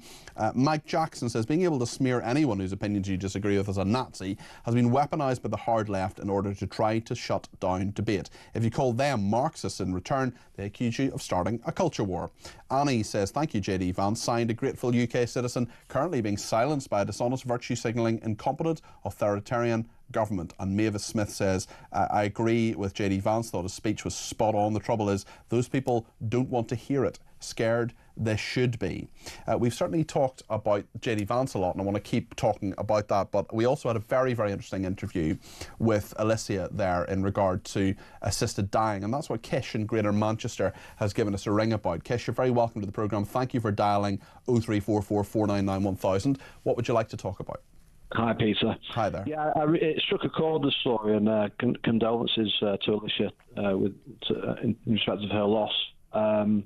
I've got chronic post-concussion syndrome. I'm sorry to hear that, Kish. What happened to you? Well, it's related to my sporting career. Okay, okay. But the key point is I've got a lot of symptoms arising out of that: psychiatric symptoms, neurocognitive symptoms, physical symptoms as well. You're dealing with a lot, Kish, by the sound of things. Yeah, I deal with a lot. One of the symptoms, mood swings, recurrent suicidality, personality changes, that sort of thing. So I've had many episodes of suicidality in the past, attempts, thoughts, ideation, that sort of thing. Okay. And I still get those, even yesterday.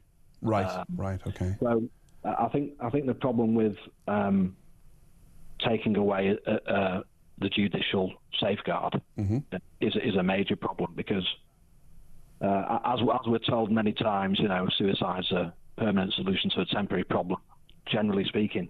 Yeah. And do you worry about where the law is going and where the political debate is going?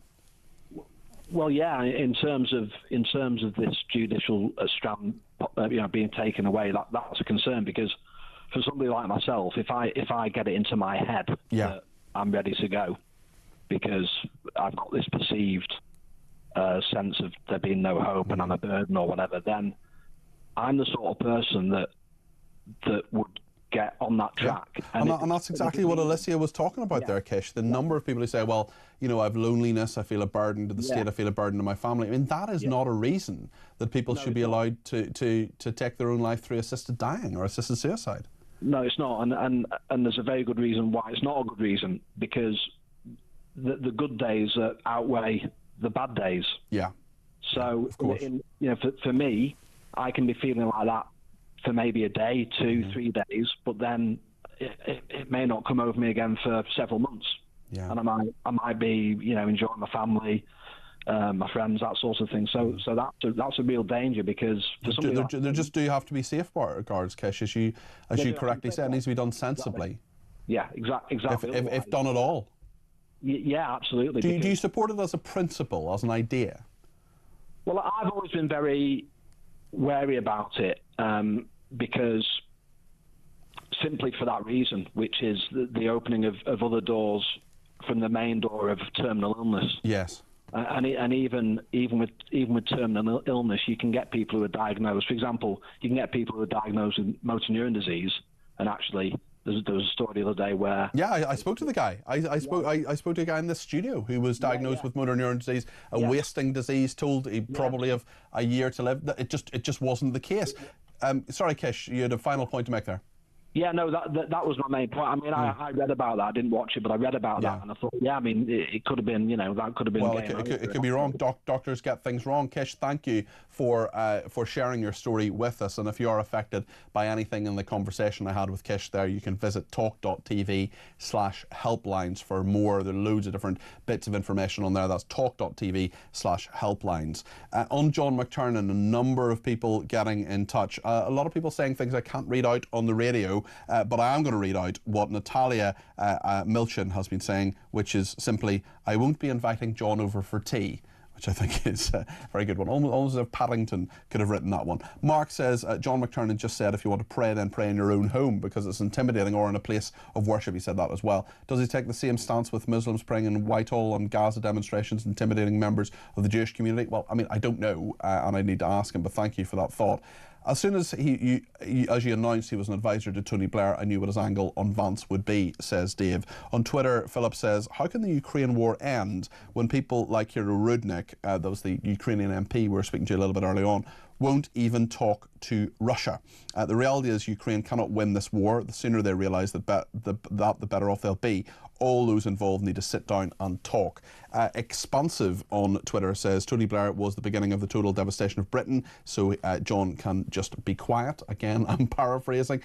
Very quickly, a quick call from Steve in Leeds just before the news. Steve, you're very welcome to the programme. What would you like to say? Yeah, very quickly, 3 points. First two were conjoined. We did a deal with the IRA to end the Troubles, which not a lot of people didn't like, but at the end of the day, you've got to do this sometimes. The Israelis have just done a deal with Hamas to release thousands of Palestinian prisoners, many of whom are terrorists, to get back 100 hostages. So sometimes you have to do a deal with the devil to get the solution that you want. Now, the third point relates to Europe and Ukraine specifically.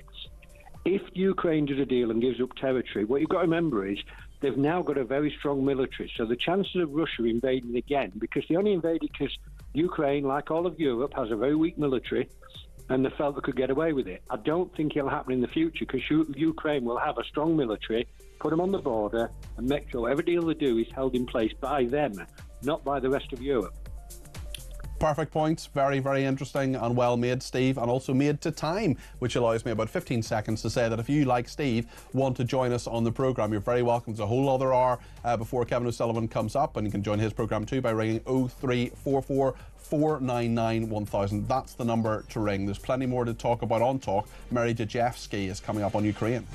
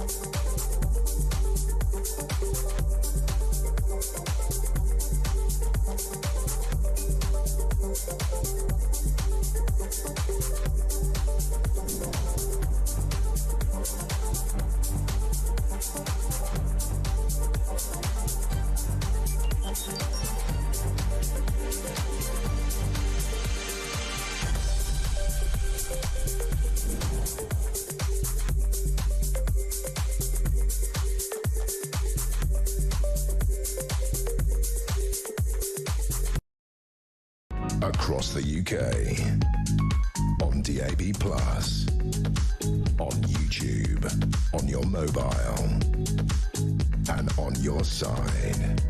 This is Talk.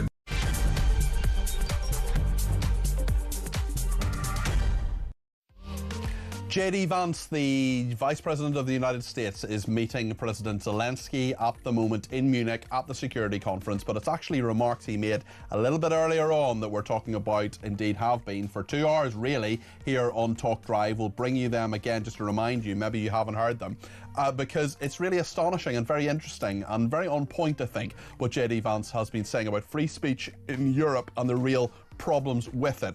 Also, an astonishing interview with John McTernan, the former former senior advisor, actually, to Tony Blair, a little bit earlier on protesters, counter-protesters to those who were against the riots. Now, these are a group of elderly people.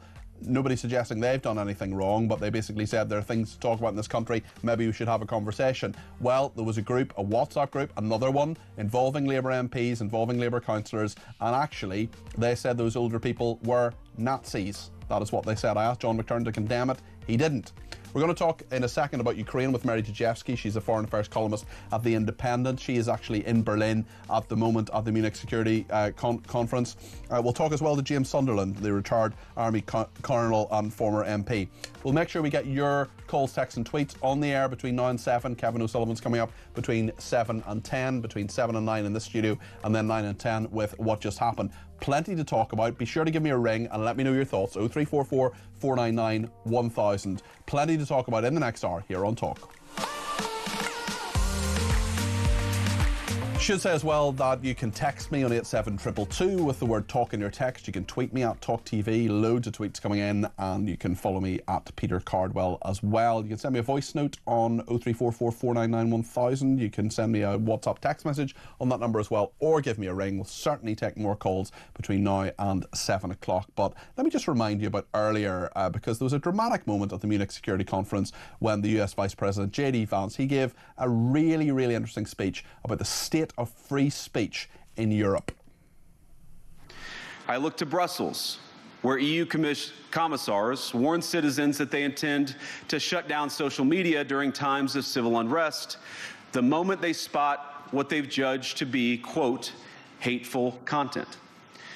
Or to this very country, where police have carried out raids against citizens suspected of posting anti-feminist comments online as part of, quote, combating misogyny on the internet, a day of action. I look to Sweden, where 2 weeks ago the government convicted a Christian activist for participating in Koran burnings that resulted in his friend's murder. And as the judge in his case chillingly noted, Sweden's laws to supposedly protect free expression do not, in fact, grant, and I'm quoting, a free pass to do or say anything without risking offending the group that holds that belief. And perhaps most concerningly, I look to our very dear friends, the United Kingdom, where the backslide away from conscience rights has placed the basic liberties of religious Britons in particular in the crosshairs. A little over 2 years ago, the British government charged Adam Smith Connor, a 51-year-old physiotherapist and an Army veteran, with the heinous crime of standing 50 meters from an abortion clinic and silently praying for 3 minutes. Not obstructing anyone, not interacting with anyone, just silently praying on his own. And after British law enforcement spotted him and demanded to know what he was praying for, Adam replied simply, it was on behalf of the unborn son he and his former girlfriend had aborted years before. Now, the officers were not moved. Adam was found guilty of breaking the government's new buffer zones law, which criminalizes silent prayer and other actions that could influence a person's decision within 200 meters of an abortion facility. He was sentenced to pay thousands of pounds in legal costs to the prosecution. Now, I wish I could say that this was a fluke, a one-off crazy example of a badly written law being enacted against a single person. But no, this last October, just a few months ago, the Scottish government began distributing letters to citizens whose houses lay within so-called safe access zones, warning them that even private prayer within their own homes may amount to breaking the law.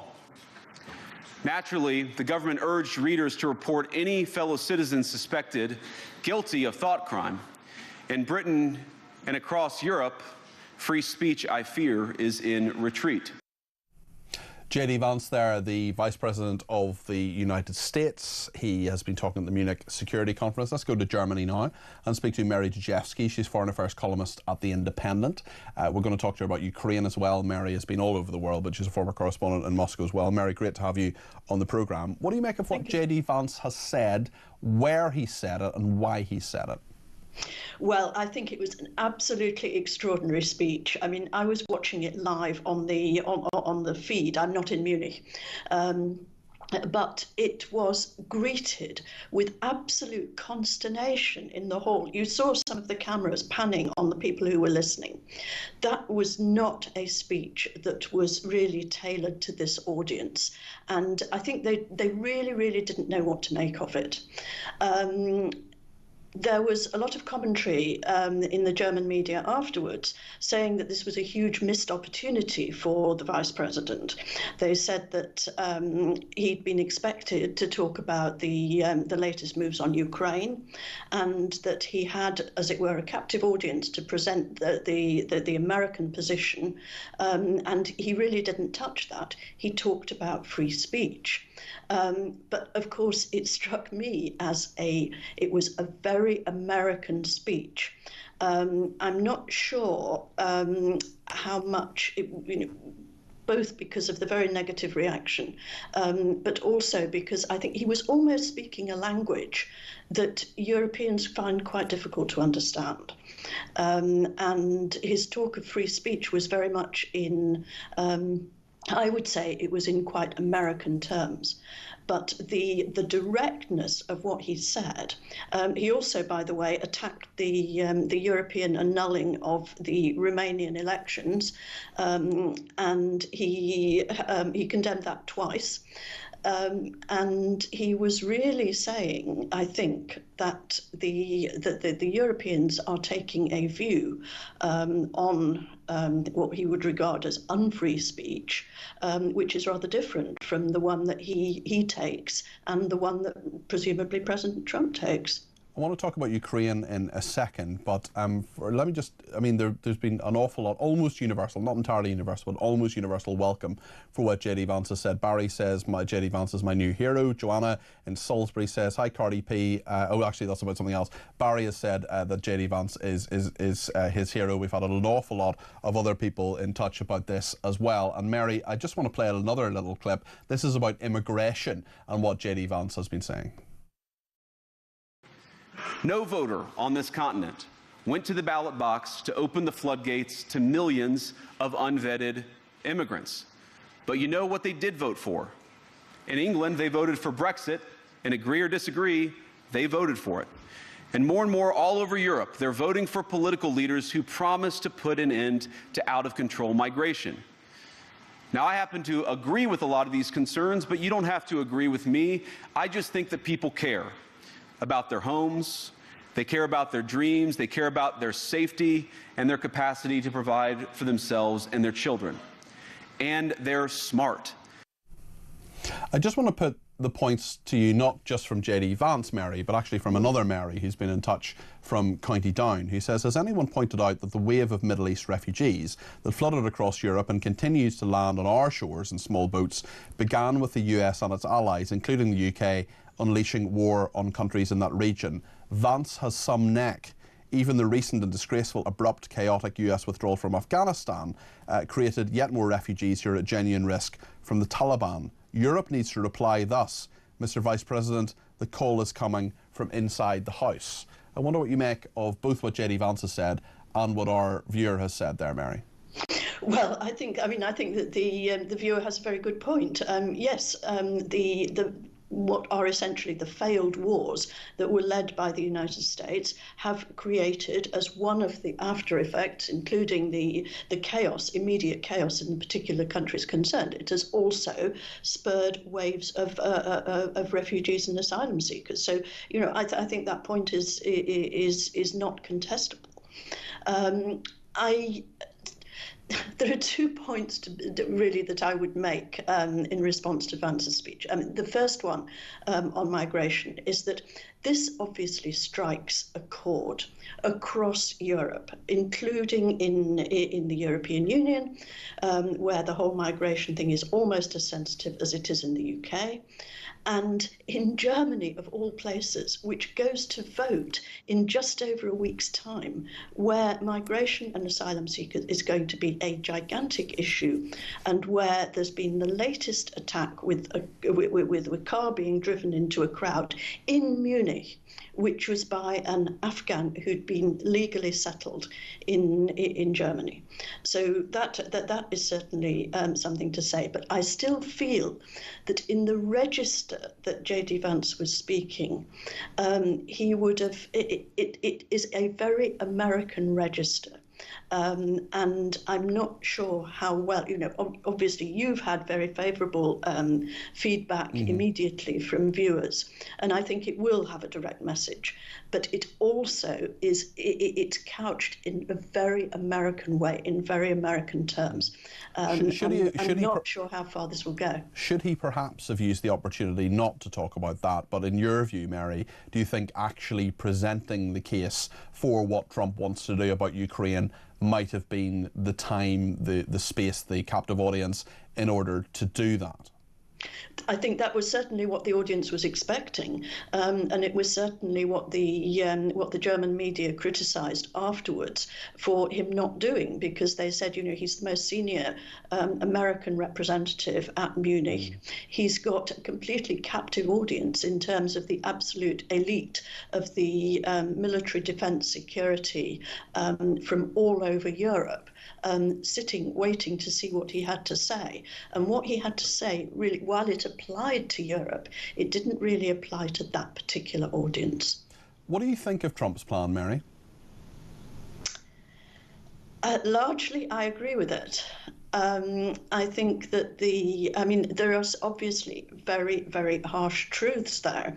And we all witnessed on Wednesday, and I know because I was having to sort of reverse track on what I was writing, because the story was changing the whole day through Wednesday. But the first thing was the Defence Secretary really laying it on the line and saying that Ukraine would probably have to give up territory, it was unlikely to be able to join NATO, that there had to be negotiations. These were things that not only Ukraine has been very reluctant to hear, but the very firm supporters of Ukraine right across Europe. So it was, I have almost never heard anybody in that sort of position, essentially a cabinet minister, who is presenting a change of policy in absolutely direct and incontrovertible terms. Normally what happens is that you see, as it were, signs and evidence. There's a sort of softening up for a change of policy. This was a complete U-turn with the new US administration. You've got new policies, and that is now absolutely clear. And then within an hour or two of the American Defense Secretary laying this on the line, both to Ukraine and to the Europeans, we had Trump himself talking in very positive terms about his 90-minute phone call with President Putin in Moscow, and how they were going to meet. I imagine they'll meet sooner rather than later. And that also was a complete and utter U-turn from what had been essentially the whole of Western policy for the last 3 years since Russia invaded Ukraine, which was actually to talk to the top guy. Who'd have thought that actually talking might perhaps bring about peace? I wonder as well whether this fissure, this real difference of American opinion, American governmental opinion anyway, versus the European security and defence establishment opinion on Ukraine, where do you think that goes? Because you can have discussions between Russia and America, and you can have a discussion involving Ukraine in some way, although I think it still remains to be seen exactly how that works. Where do you think this goes, even if you do get a successful outcome to that if you haven't involved NATO, if you haven't involved the EU, for example? Well, I think it was very interesting. You got, as it were, an initial response today of how the Europeans might be going to handle it, because Ursula von der Leyen was also speaking at Munich, and she basically she laid into the American administration over tariffs. She went for them and said that Europe was going to defend its interests, and it had, as it were, it had strengths on its side, which in a way is true. Because of the size of the European Union economy, if you put it all together. At the same time, she said that the points that had been made about European defence and Europe having to stump up much more for its defence, she said that there was a lot of justice to that, and she was going to alter some of the sort of investment arrangements in Europe that would make it possible for individual countries to up their contribution to their own and to Europe's defence. So there was, on the one hand, going hard on tariffs against the Americans, on the other, some olive branches on the matter of defence spending. But of course, in the middle of all this sits Ukraine.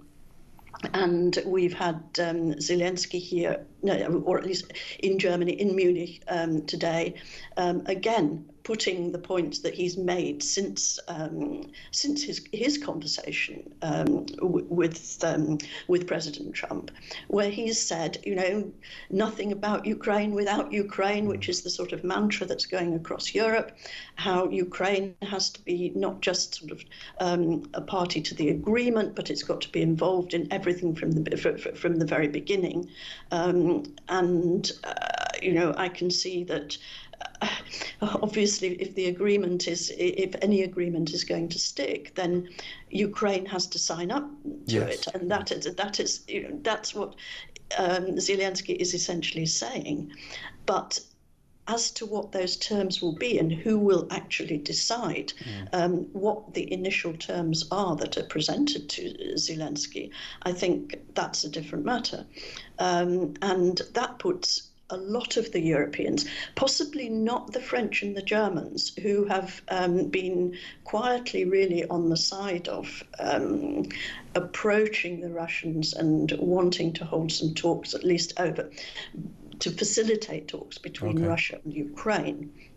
But I think that the key to a settlement in Ukraine is not what Zelensky and the Europeans are talking about, which is security guarantees, membership of NATO and all those things. None of that will be worth anything, because that's what we had before the Russian invasion. What needs to happen is security guarantees for Russia, because Russia saw NATO and a Ukraine which was party to NATO as being a threat to Russia.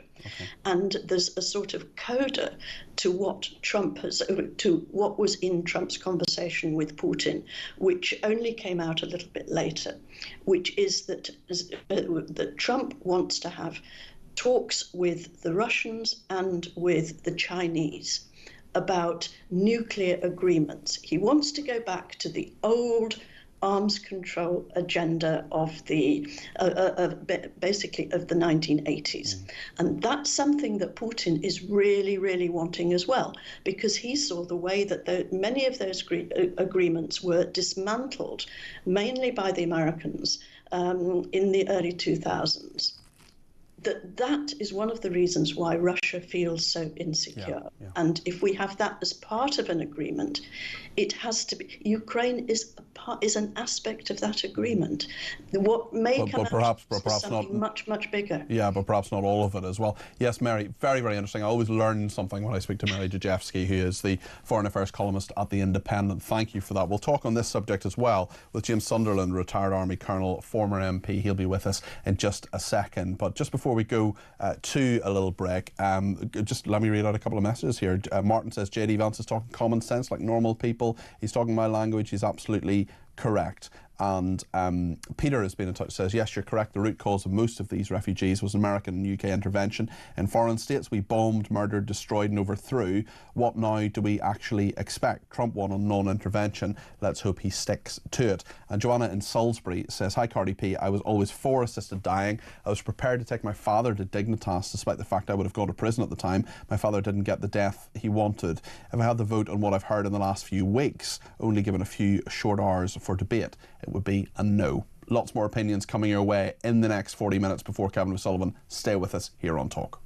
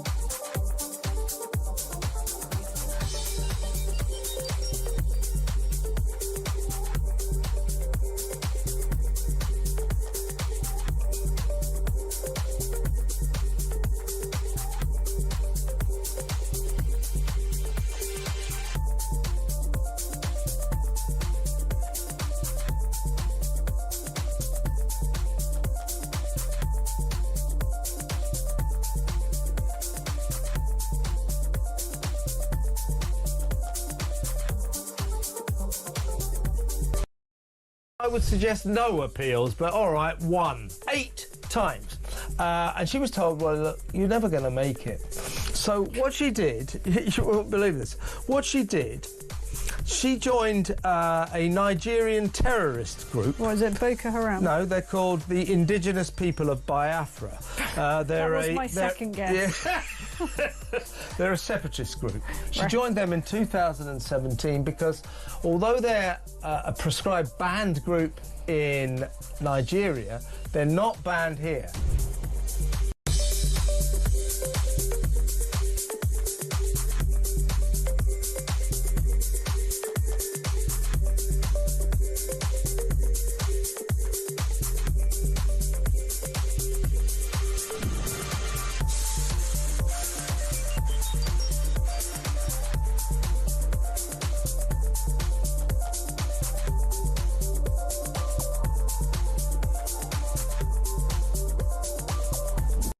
Across the UK, on DAB+,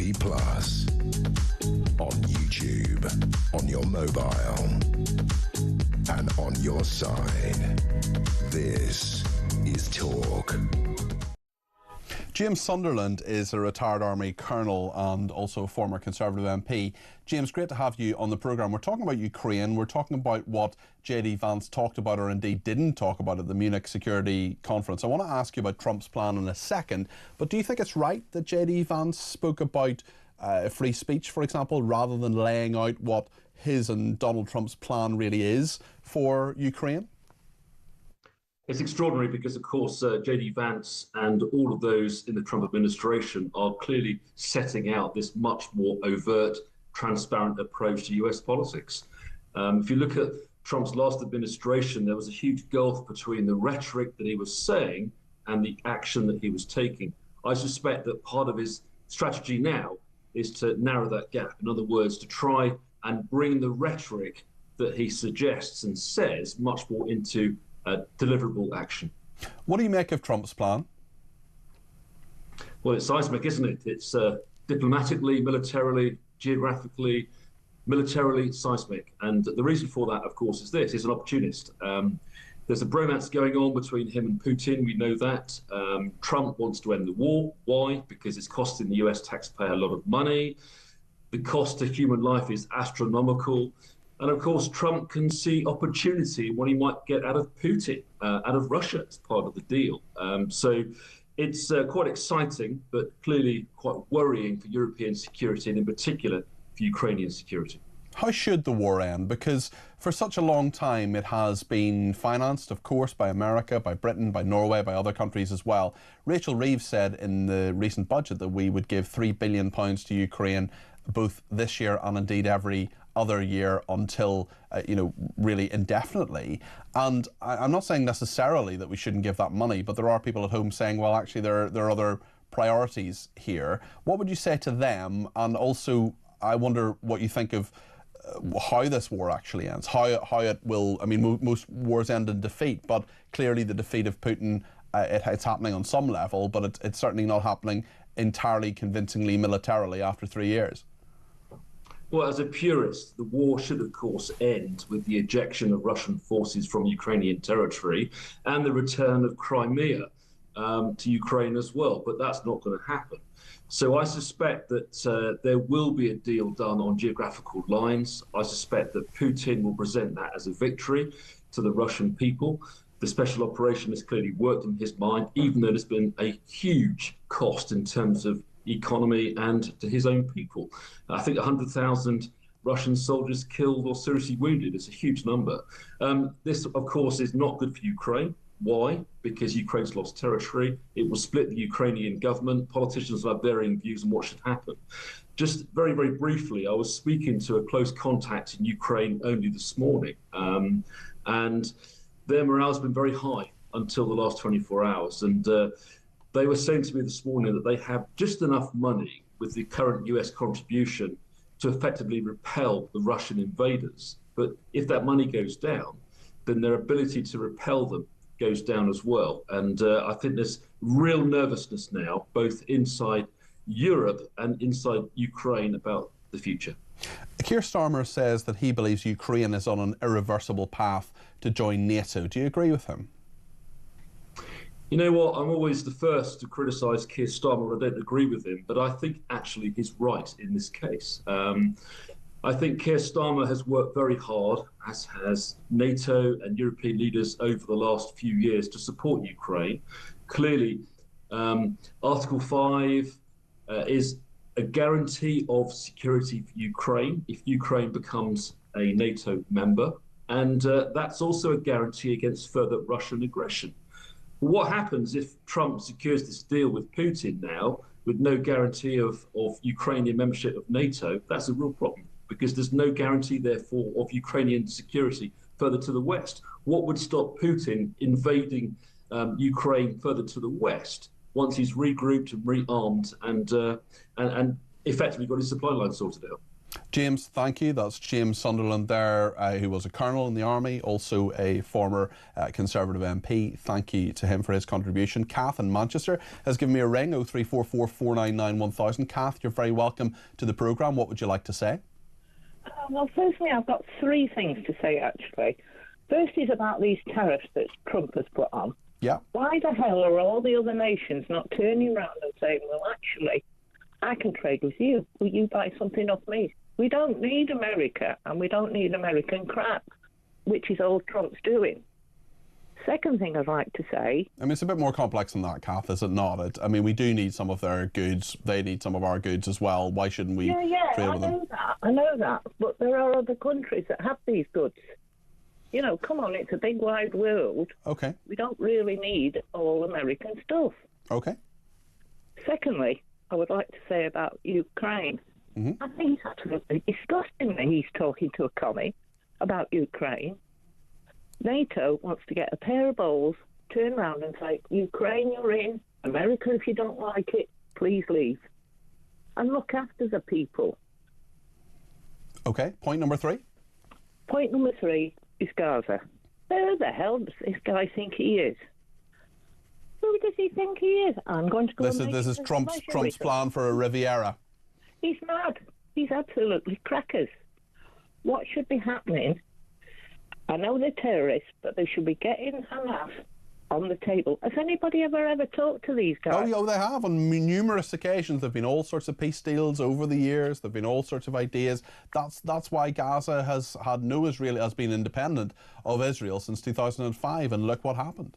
Yeah, well, look what happened. Israel is totally stealing Palestinian land. They're continually building on it. They're pushing all the time. They should be turning around to Hamas and saying, look after your people. But that's what they said in 2005. There were elections in 2006. There was no reason for the 7th of October attacks to actually happen, Kath, apart from Hamas terrorising the people of Israel. Yes, I know that. I understand that. But you look what Israel have done to the Palestinians. That's no justification for the 7th of October, Kath.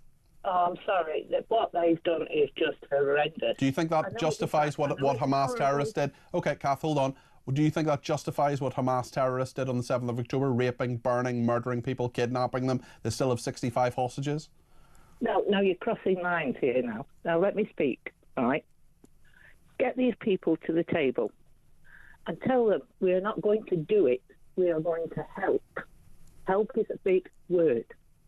But they are not interested, Kath. They are not interested in having discussions with Israel. How do you know? Because they've tried to have talks with them many, many times. There was peace. In fact, there was a large, long, sustained situation of peace, and they have done a deal with them. They have spoken to them, and they have had a ceasefire. And Hamas have broken that ceasefire, and Hamas have done things they shouldn't have done. And now it looks as if we're on the knife edge of war again in the Middle East. Although hopefully 3 hostages will be released tomorrow. Well, I'm sorry, but you can't have Trump going around saying we're going to do this and move all the Palestinians. Who does he think he is? Well, he's the President of the United States. Kath, thanks very much for your thoughts. That's Kath in Manchester. In just a minute, we're going to talk to someone who has a lot of knowledge about this WhatsApp chat that Labour has been involved with. There have been more than 130 Labour figures. Councillor George Madgwick is the leader of the opposition at Portsmouth City Council, and this is off the back of what John McTernan said a little bit earlier to me. He is the former senior advisor to Tony Blair. It's caused quite a stir. I'm just keeping up to date with what people are saying online as well. We'll let you have your say as well. 0344 499 1000. Stay with us for the chat with George, and we'll get to the bottom of what's in this WhatsApp group, who has been making these comments, and whether the Education Minister should still be in his post.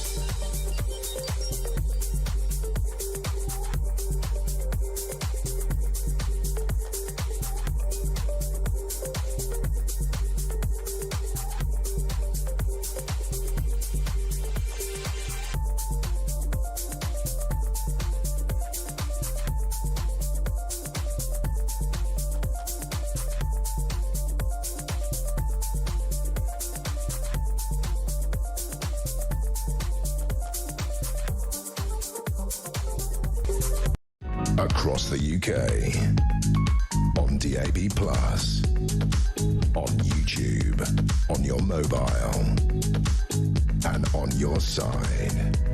This is Talk. I'll just be totally honest with you, I'm struggling to read all the texts and tweets during the breaks that people have been in touch with on JD Vance, and specifically on our guest earlier, John McTernan. But just on JD Vance, I will read out a couple of these. Peel says, JD Vance was 100% correct. The UK has been hit hardest with regards to freedom of speech and two-tier policing. The government needs a massive wake-up call. The tide is already turning in Wales. Panic stations. Paul Robinson says Vance is right. Our own establishment is against our views and labels us far right. Starmer and his corrupt government act more like dictators than a democracy, the most disgusting crowd ever. Well, it's a really interesting one because earlier on, not just on JD Vance and what he has been saying, but also on free speech and indeed on this story, another scandal for the Labour Party. This is a group of Labour activists and councillors and indeed an MP, the Education Minister, Stephen Morgan, under fire for yet another WhatsApp chat this time. A minister, Stephen Morgan, was the sort of administrator of this WhatsApp group. It branded veterans and pensioners Nazis, not all of them, but some who took part in a process, and featured an AI photo of Rishi Sunak being deported to Rwanda. And just on that specific aspect, the AI photo of Rishi Sunak, as I mentioned there, but some members of the group accused a group of pensioners, veterans and disabled people. They took part in an anti-immigration protest at Portsmouth. This all happened in Portsmouth Guildhall Square last year, of being Nazis, fascist thugs and terrorists. And specifically on the Nazi point, earlier we were joined by John McTernan about over 2 hours ago now, but you're still reacting online. We discussed the latest WhatsApp scandal, and I just want to remind ourselves of the moment when I asked him a couple of times. I tried to give him an opportunity, and he very kindly comes on this programme, but I asked him about this Nazi point specifically. This is what he said. The final thing I want to ask you about is this another WhatsApp group, this time another MP, Stephen Morgan, who's an education minister, was the administrator of a group that said lots of vile things, including branding veterans and pensioners Nazis. We know that other ministers have lost their jobs. One in particular was Andrew Gwynn, lost his job. Should Stephen Morgan still be in a job this afternoon? As a matter for the Prime Minister, but in my own view, there was clear anger. I may have shared that anger with the people. The racist riots involve people who tried to burn people alive because of the color of their skins, and people who got caught up counter-demonstrating apparently in favor of the racist rioters, rather than in solidarity with the people who there was attempted murder because of the color of their skins. Look, passions were running high. Being the administrator of a WhatsApp group, that's not like you're not the editor of the paper. You're just involved in that. And I think the WhatsApp messages that I've read from the councillors on that group, they were expressing passionately support for. Okay to call people Nazis? Sorry? Okay to call pensioners Nazis? Well, the racist rioters who tried to burn people alive were clearly Nazis. That's a fair term for the far right violence. But the people who didn't actually do that, but who were supporting them, the people who didn't actually do that may well not have actually been supporting them, but pensioners, some of whom went through World War II, calling them Nazis, that's okay, is it? If you go out and you demonstrate against people who are showing solidarity with people who were nearly murdered by racist rioters, it looks as though... John, I'm astonished that you're condoning calling those people Nazis. It looks as though... I've not read all the WhatsApp details. We know for sure that those pensioners were called Nazis by a Labour figure, and you don't seem to be condemning them. Not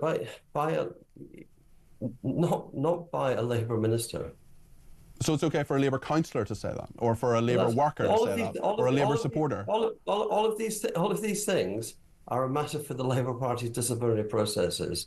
Passions were running high at the time. Clearly, the racist rioters were wrong. John, I just want to give you one more chance, a yes or no answer. Is it okay to call those pensioners Nazis?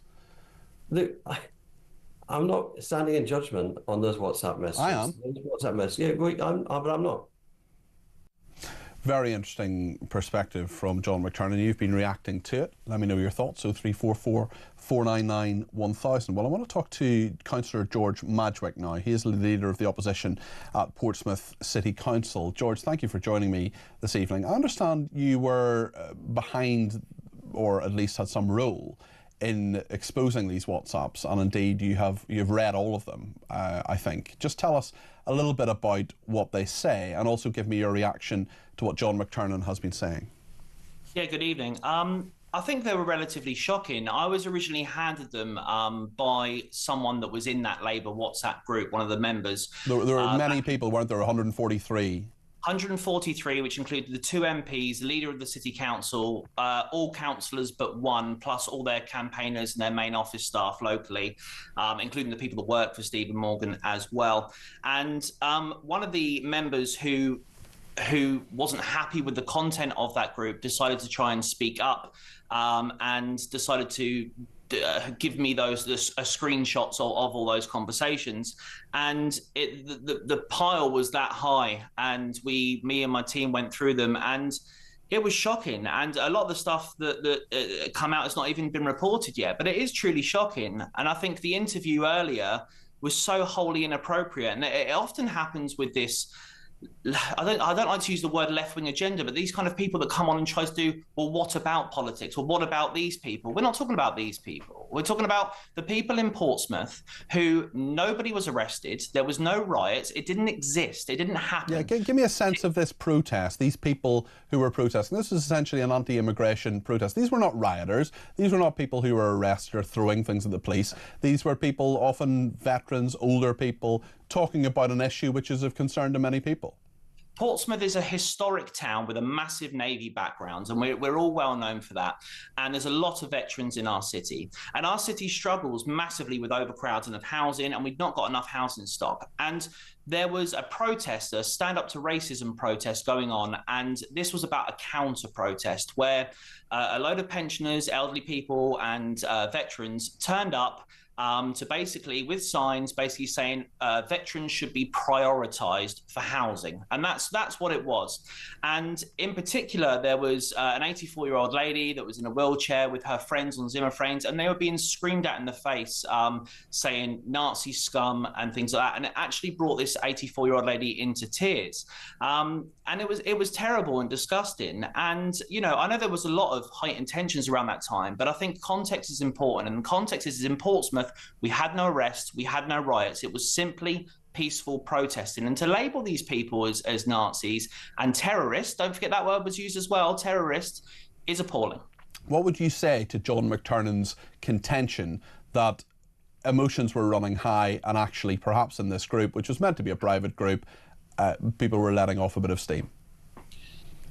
I think any time that anyone tries to justify calling anybody a Nazi without having bang to right evidence, it's appalling and should be called out at every opportunity. That word means so much to so many people, especially elderly people and veterans. You know, there's heroes in our country that spent years fighting against these people, and people died because of them. So to label an 84-year-old woman in a wheelchair a Nazi is appalling. And when anybody is challenged on that, of whether it should be or shouldn't be acceptable, the answer simply should be no. There should be no trying to justify it or trying to push it to the side. It should be a straight no. And I think his comments were appalling. Has Stephen Morgan, the Education Minister, made any of these comments? He was the administrator of the group. You've seen all of the messages. You say there's more to come out. Does any of it concern him or the other MP for the area? No. So Stephen Morgan, to be fair, and I'll always give credit due, he didn't get involved in any of these conversations. What I will say is that I've seen evidence that he did see them. So he has seen them and he didn't speak up against them or challenge them. I've seen that people in his team reacted to them or commented within the thread.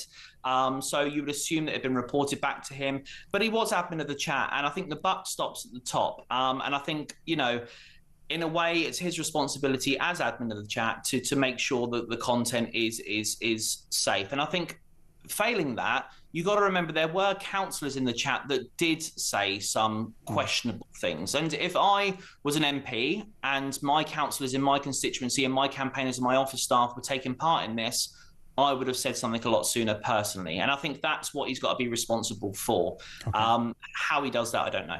OK, George, thank you. That's Councillor George Madgwick there, leader of the opposition at Portsmouth City Council. Lots more to discuss on this. We'll take your calls, texts and tweets, and we'll have a quick chat with Kevin O'Sullivan about what's coming up on his programme between 7 and 9 in this studio and what just happened between 9 and 10. Stay with us here on Talk.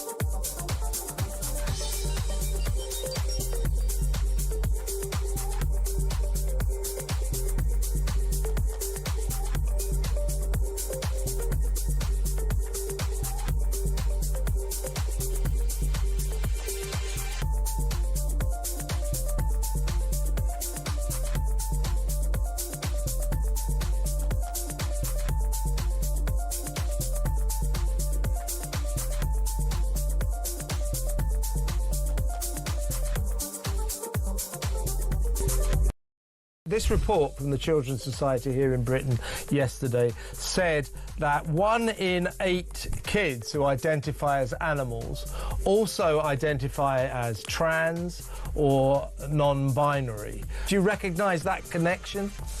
I guess it's not really a connection. I just know that our community is very welcoming to everybody, including the LGBTQ+ community. And so they find a safe place here. So it just happens to fall in line that way.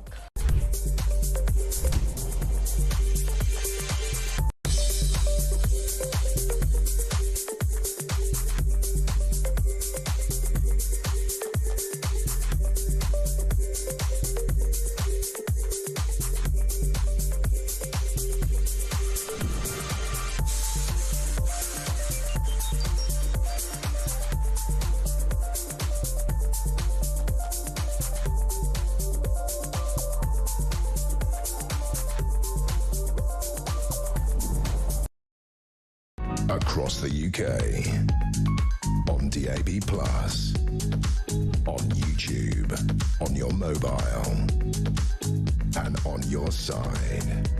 This is Talk. Time now to find out how you could be in with a chance of winning £25,000. It's competition time, and we're giving you a chance to win a whopping £25,000. So what do you need to do to get involved?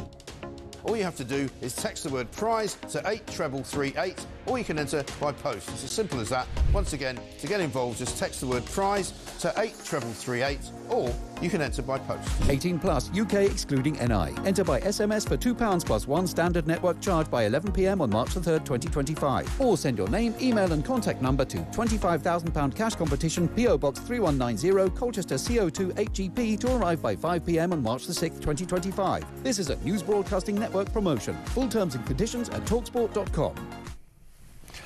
Well, there's been a lot of reaction to what JD Vance has been saying a little bit earlier on in this afternoon. We've played it on the programme. Jill's been in touch from Cornwall. Jill, you're very welcome to the programme. What would you like to say? Oh gosh, Peter, where do we start? I was so impressed with what he said. I really was. It's always the same, isn't it? People outside the circle can see exactly what needs doing, but the people that are actually in the circle, such as this government, I mean, they couldn't scratch their backs if they needed to. I'm so cross with it. I'm so cross. So JD Vance definitely struck a chord with you, Jill. Oh, yes, definitely. And unfortunately, listening to John McTiernan afterwards, Tony Blair's... former advisor, yeah. Yeah, how stupid is that man? I don't think he's stupid, but I certainly disagree with him in terms of what he says, Jill, and certainly not just on JD Vance, but also actually on the point about those protesting pensioners. Well, yes. I mean, it was embarrassing to hear him relate to what this country has done over a period of time. I had no idea that the Scottish were enforcing what they were enforcing as regards to people not being able to pray in their homes and what have you. Yeah, well, indeed, there's a lot that needs to change. Jill, thank you for your thoughts. That's Jill in Cornwall. Appreciate that. Quite a few people have been in touch, mainly on JD Vance. Gunnar says, these are tweets, I think you'll find we have been waiting for a politician to say something like this for a long time. Anyone disagreeing does not have Britain or Europe's best interests at heart. RJM says war criminal Tony Blair started the nonsense and invasion of unwanted, unchecked illegal immigrants to this island. He should be done for treason.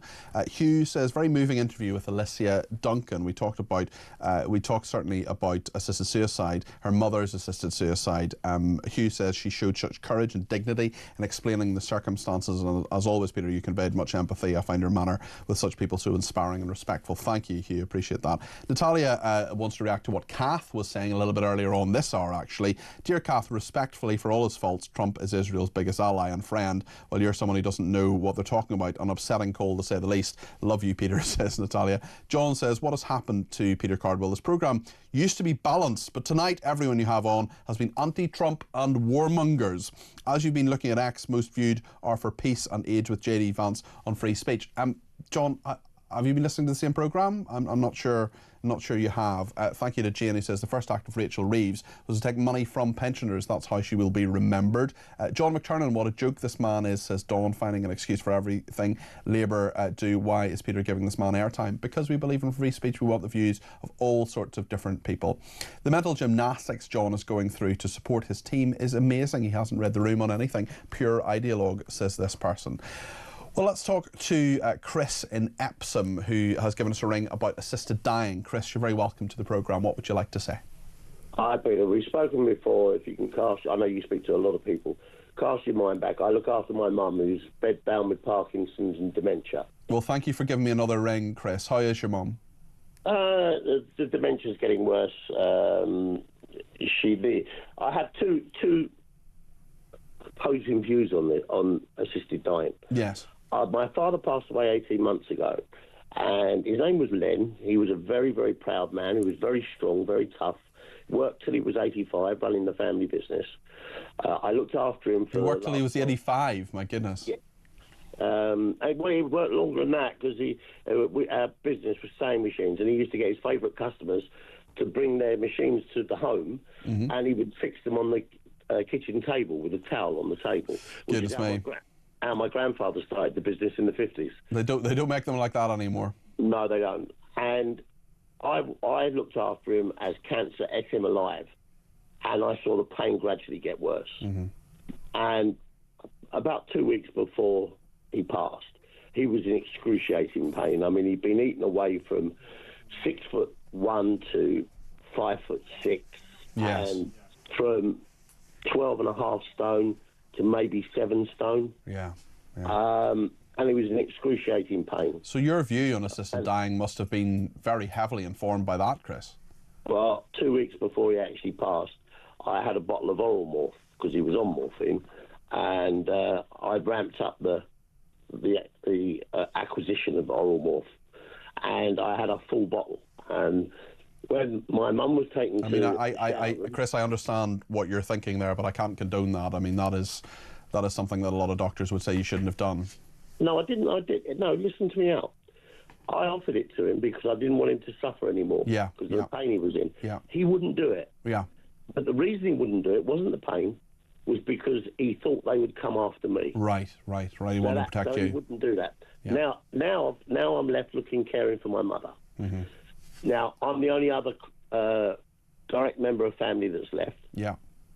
If anything happens to me, she would have to go into a nursing home. Mm-hmm. A nursing home for somebody that is bedbound, doubly incontinent, is over £2,000 a week. Yeah. How long would the government care for her before?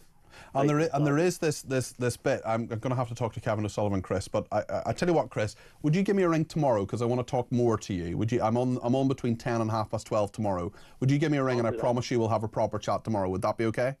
I'll do that, Peter. By all all right, means. Chris. We'll say to the producer when we've had this conversation, because I want to talk to you properly. I don't want to cut Chris off because he has a longer and better story to tell. Many stories will be told, no doubt, between 7 and 9 with Kevin. Hello. Oh yes, there will be. How are you, Peter? I'm all right, thank you. Nice to see you. J.D. Vance, one of the greatest speeches by an American politician of all time. Certainly a lot of our viewers and listeners seem to think so, Kevin. You can forget the Gettysburg Address. There's a new sheriff in town. It was astonishing, and it sort of makes you think that what I like about Trump and Vance and the new American administration is they're basically traipsing around the globe saying, listen, we're America, we're in charge, and we're going to tell you what we think. Yes. So for this is the way things are. For the last 4 years, those mealy-mouthed, useless European leaders have been kicking Biden around the room, and getting everything they want out of him because he was useless, his administration was weak. The 180 degrees from Biden to Trump is just astonishing. And that speech, telling it like it is. I mean, it was a massive breath of fresh air for us. Hopefully, it will begin to spell the end of the woke tyranny that has turned Europe into